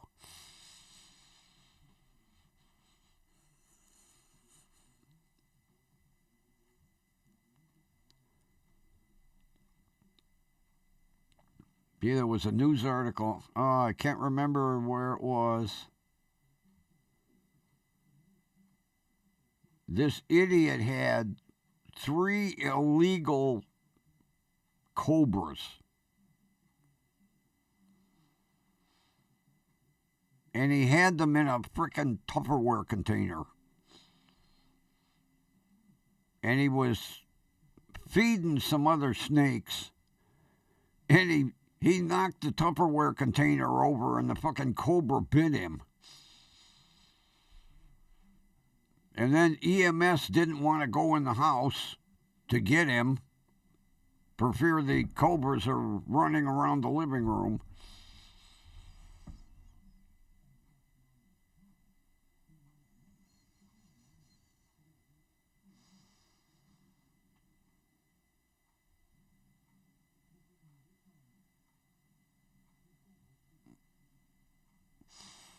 Oh yeah, everything you saw was Planet Fitness. The hats, the balloons, the streamers, the banners.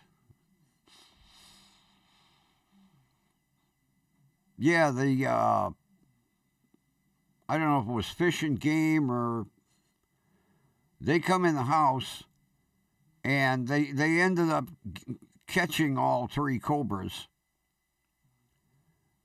And, the guy's in the hospital getting anti-venom. And Fish and Game said, of all the things you keep these deadly African cobras in, a Tupperware container or a Rubbermaid. Yeah, they were in a Rubbermaid tote. He knocked the tote over, the lid came off, the snakes got out. He wasn't paying attention, and he stepped on it. And it bit him in the ass. Then he calls 911. "Well, I got bit by a cobra." "What do you mean you got bit by a cobra?" "I got 3 illegal cobras here." EMS was like, "What? Come on out of the house." The guy says, "I can't walk." "Well, crawl. We ain't going in there." Finally, the guy come out of the house, and then Fish and Game went in. They were lucky they were able to capture him, and they seized him, which they should have, because the asshole's keeping deadly cobras in a Rubbermaid container. with an ill-fitting lid. If he knocked it over that lid... Now, I've got some totes that I bought at Homeless Depot. And I think they're Rubbermaid. And them lids snap tight.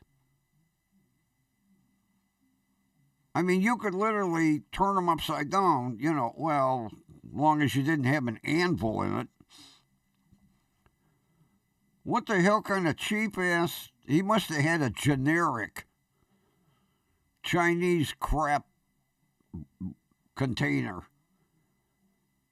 Because he said he bumped into it and it fell over and the lid come off. Not the Rubbermaid containers I'm buying. And then the deadliest of cobras. I think they were king cobras. The most deadliest cobra on earth. And you put him in a tote? He deserved to get bit.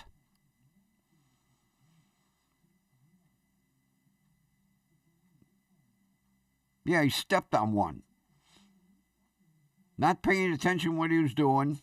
Knocked over the container. Didn't bother to look and go, uh-oh. No, he just kept, step back. Ow! Ow, ow, ow, ow, ow, ow. Then he calls 911. I got bit by a cobra. EMS shows up and they come on out of the house. I can't walk. Crawl, asshole. We ain't coming in there.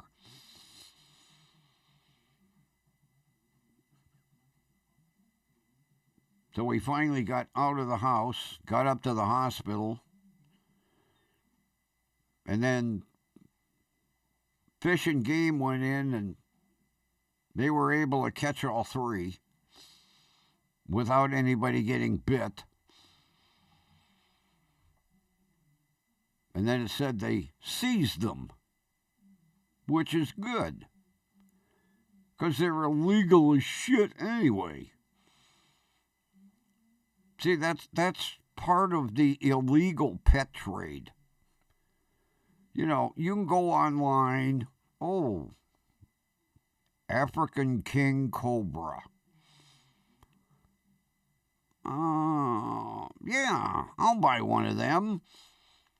And second thought, they're cheaper if you buy 3. I'll buy 3. I hope they didn't come United States Post Office. You could see the mailman knocking on the door going, something moving inside this box. Don't worry about it. Open the box and go, oh boy. King Cobras. Where's my cheap Chinese knockoff Rubbermaid container? There.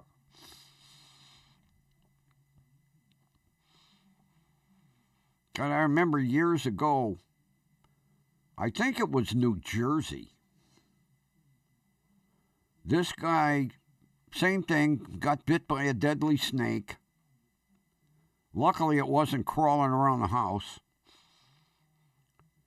And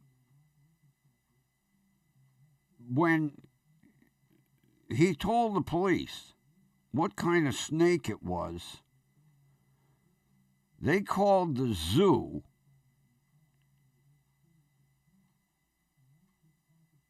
because the zoo had anti-venom. And then the police called the zoo to come round up all the... This guy had like 400 fucking snakes in his house. Now, they were in aquariums and so on. He had like 400 snakes, 300 of which were extremely deadly, and they were all illegal. And the zoo, I think they spent 2 whole days like 24 hours, 48 hours, bagging these snakes and taking them back to the zoo, and then calling zoos all over the world saying, do you need one of these ziffle-doodle cobras? Well, yeah, we don't have one. Good, we'll ship one to you. The whole house was nothing but fucking snakes. And the neighbors had no idea. They were like, oh, Fred is the nicest guy on earth, you know. We go over to his house for barbecues. It's odd that we never can go to the bathroom in the house, but he's a little quirky. Yeah, because the house has got 400 illegal fucking venomous snakes.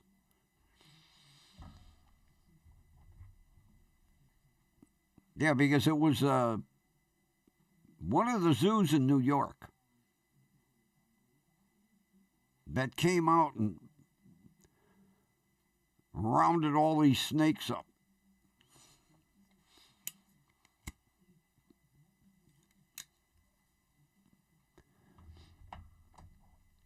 And the guy admitted,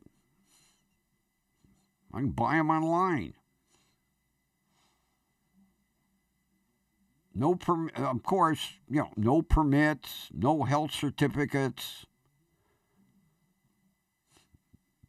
Charlie Fabeets down in North Carolina is breeding,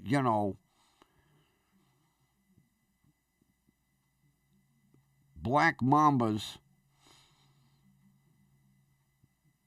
which he got illegal from Australia. It's amazing how that shit can leave the country. Because the guy that was breeding the black mambas in North or South Carolina got these goddamn things from Australia. How are they getting through customs? There's definitely not a shipping label on it that said deadly black mamba. Because if you get bit by a black mamba, you got about 5 minutes and you're dead. That's how deadly that fucking snake is. How do they ship these things around the world through customs? Not everybody has, a goddamn private plane and can hide the snakes in the luggage compartment.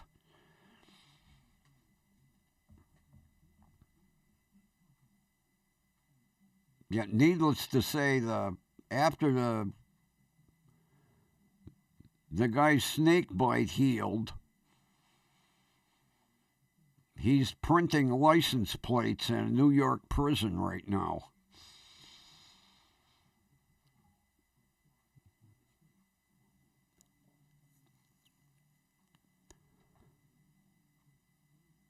I wouldn't know how the hell to go order a goddamn snake. I don't think you can buy them off of eBay.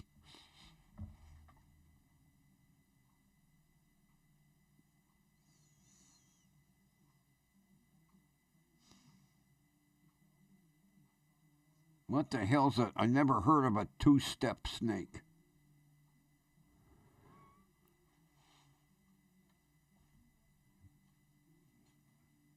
I watched a program about snakes a couple weeks ago. I never heard of a two-step. I heard, there were a lot of snakes I never heard of, but I never heard of a two-step.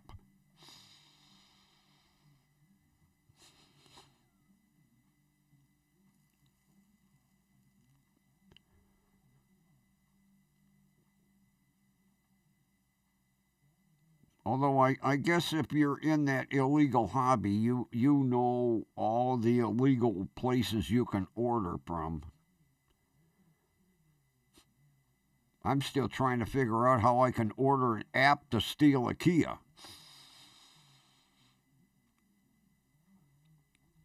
Not that I would steal a Kia, but I would just like to fuck with people, walk through a shopping center,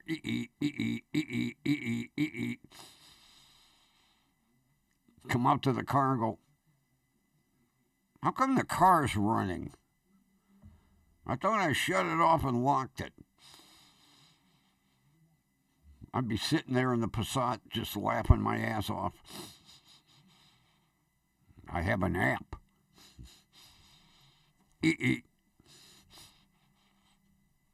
That'd really piss them off. They get in the car, go to pull away, go, shut the car off. They start it back up, shut the car off. They'd be calling for road service. My car won't run. I need it towed to the dealer.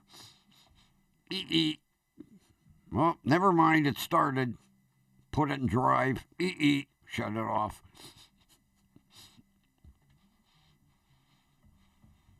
It's almost as bad as the asshole today.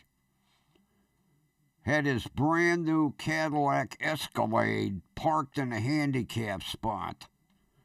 Teenage kid.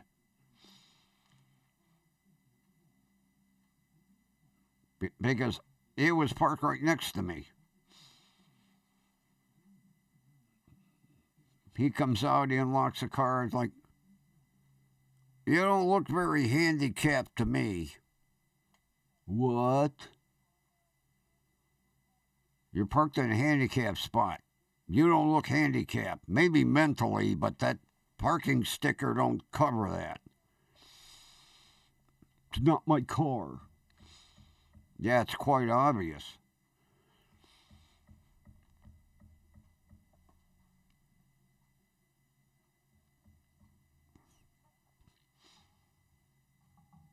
Yeah, he come bebopping out of Mark's, jumps in the car.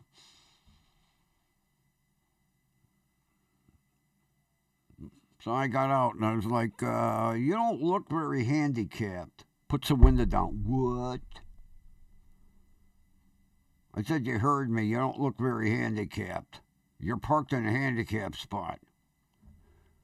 Not my car, man. Drove away. I'd like to write down the license number and send it to the state. That just fries my ass when people do that shit.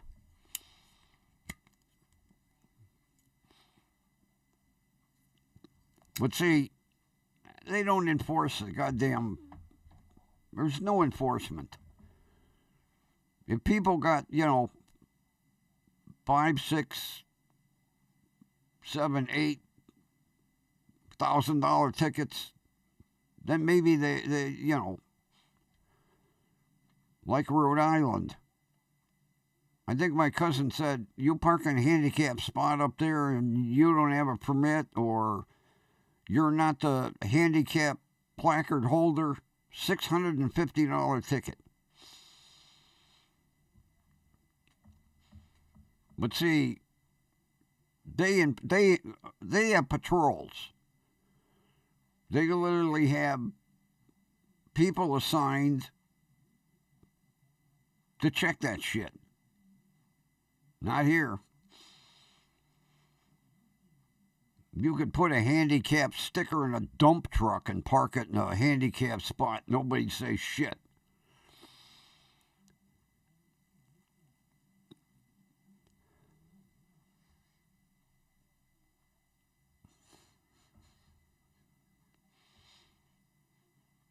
And, I've mentioned this before. If I'm feeling all right, I park in a regular spot because I figure there's somebody worse off that needs to park in that space. Just because I have that placard don't mean I pull in there. If I'm having an off day, yeah. Like today, I parked next to the spot. It was open. I didn't need to park there. I parked next to it. I come out and here's this big fancy Escalade sitting there. And this teenage kid comes out.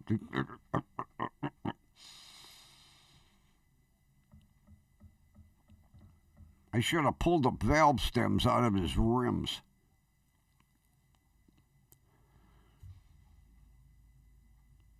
Hey, buddy, you got 4 flat tires there. What happened? I don't know. They were okay when I drove in. I guess you got to call AAA. And grin at your phone like that commercial. Stupid AAA commercial.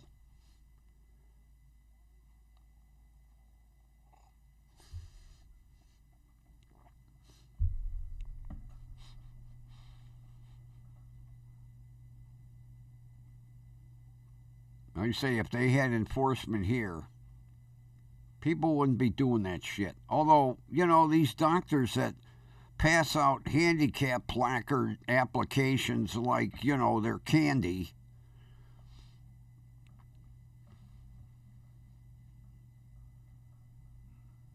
Here's your prescriptions, Mrs. Smith. Oh, by the way, would you like a handicap placard? I'm giving them away today. Oh, why, yes. Here you go. Send this to the state. They'll send you one.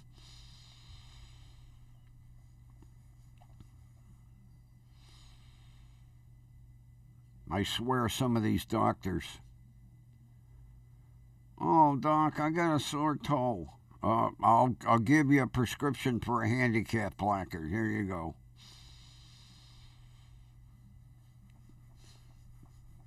Christ, my doctor writes a formal fucking letter. Well, speaking of letters, I forgot to send my jury shit back. I better work on that in the morning.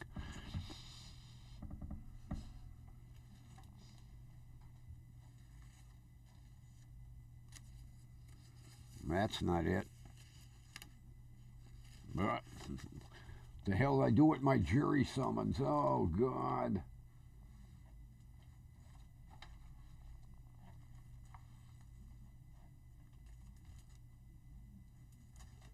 Oh, shit. Oh, there it is. Work on that in the morning. Even though he faxed the letter, I still have to fill out the stupid, dumbass questionnaire. What a bunch of crap. Yeah. And then I have to put a stamp on it myself. Yeah, I better do that in the morning. I knew I was forgetting something.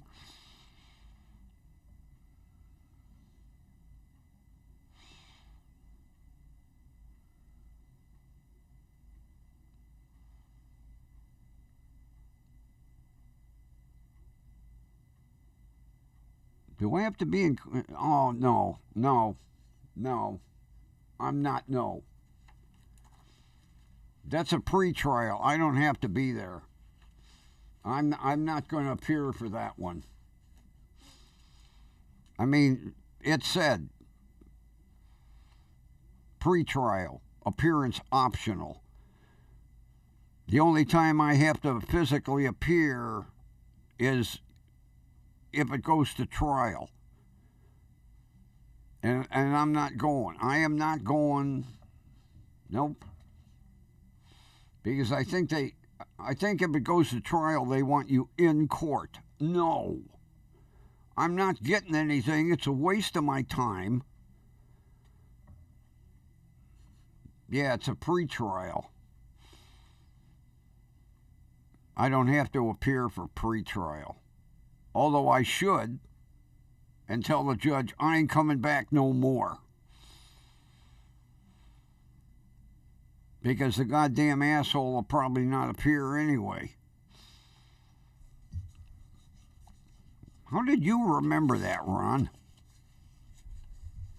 Did you write it down? Grumpy has to appear in court? I forgot all about it.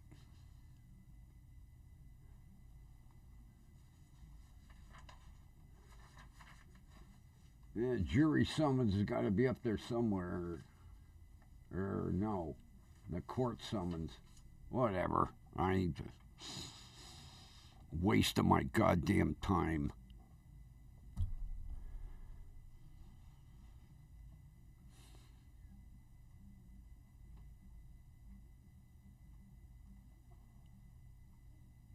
Oh, jeez. I only remember one of my ex's birthdays. That's because I had a real fucking expensive 3 months because I had to buy her a Christmas present. Then in January I had to buy her a birthday present, and then in February it was Valentine's Day. 3 expensive months right in a row.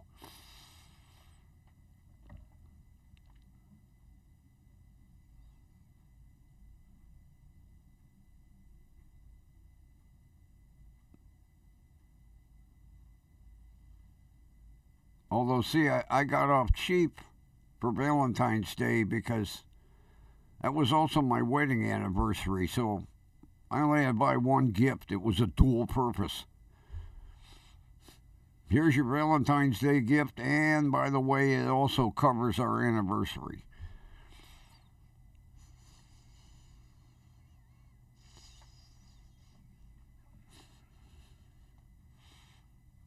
Well, you know her social security number, apply for a credit card, and max it out.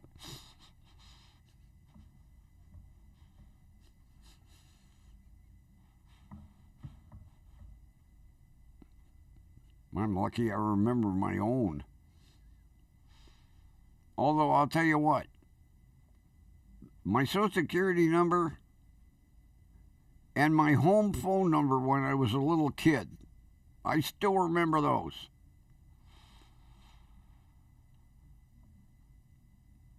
Of course, you get like we got our social security cards when we were in like 5th grade, and they drummed it in your head. Remember this. Remember this number. We're going to quiz you on it. And then for years they said not to be used for identification. Then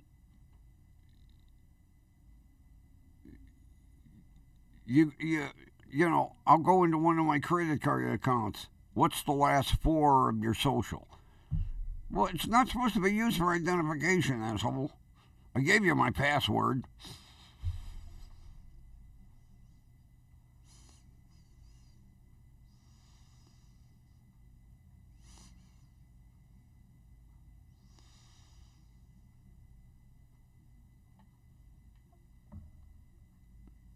Well, that's some of that lawyer stuff.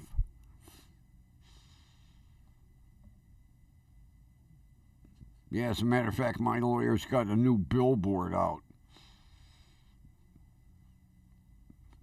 It used to say, I'll make them pay. Now the billboard says, are you talking to me? Stupid. I wouldn't say that to him, though. I still want my free consultations when I call. Yeah, the billboard. Are you talking to me?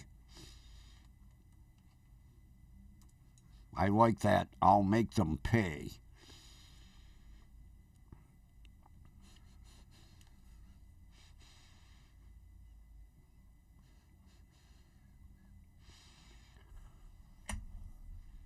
Well, people, I have a crock pot full of ribs and sauerkraut calling my name.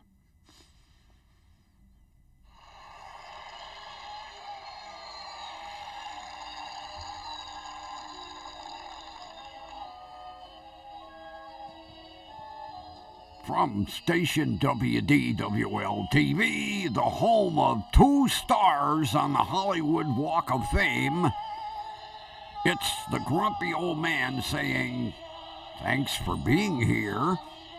Have a wonderful rest of your evening, and we will meet again tomorrow night. Take care. And take 2.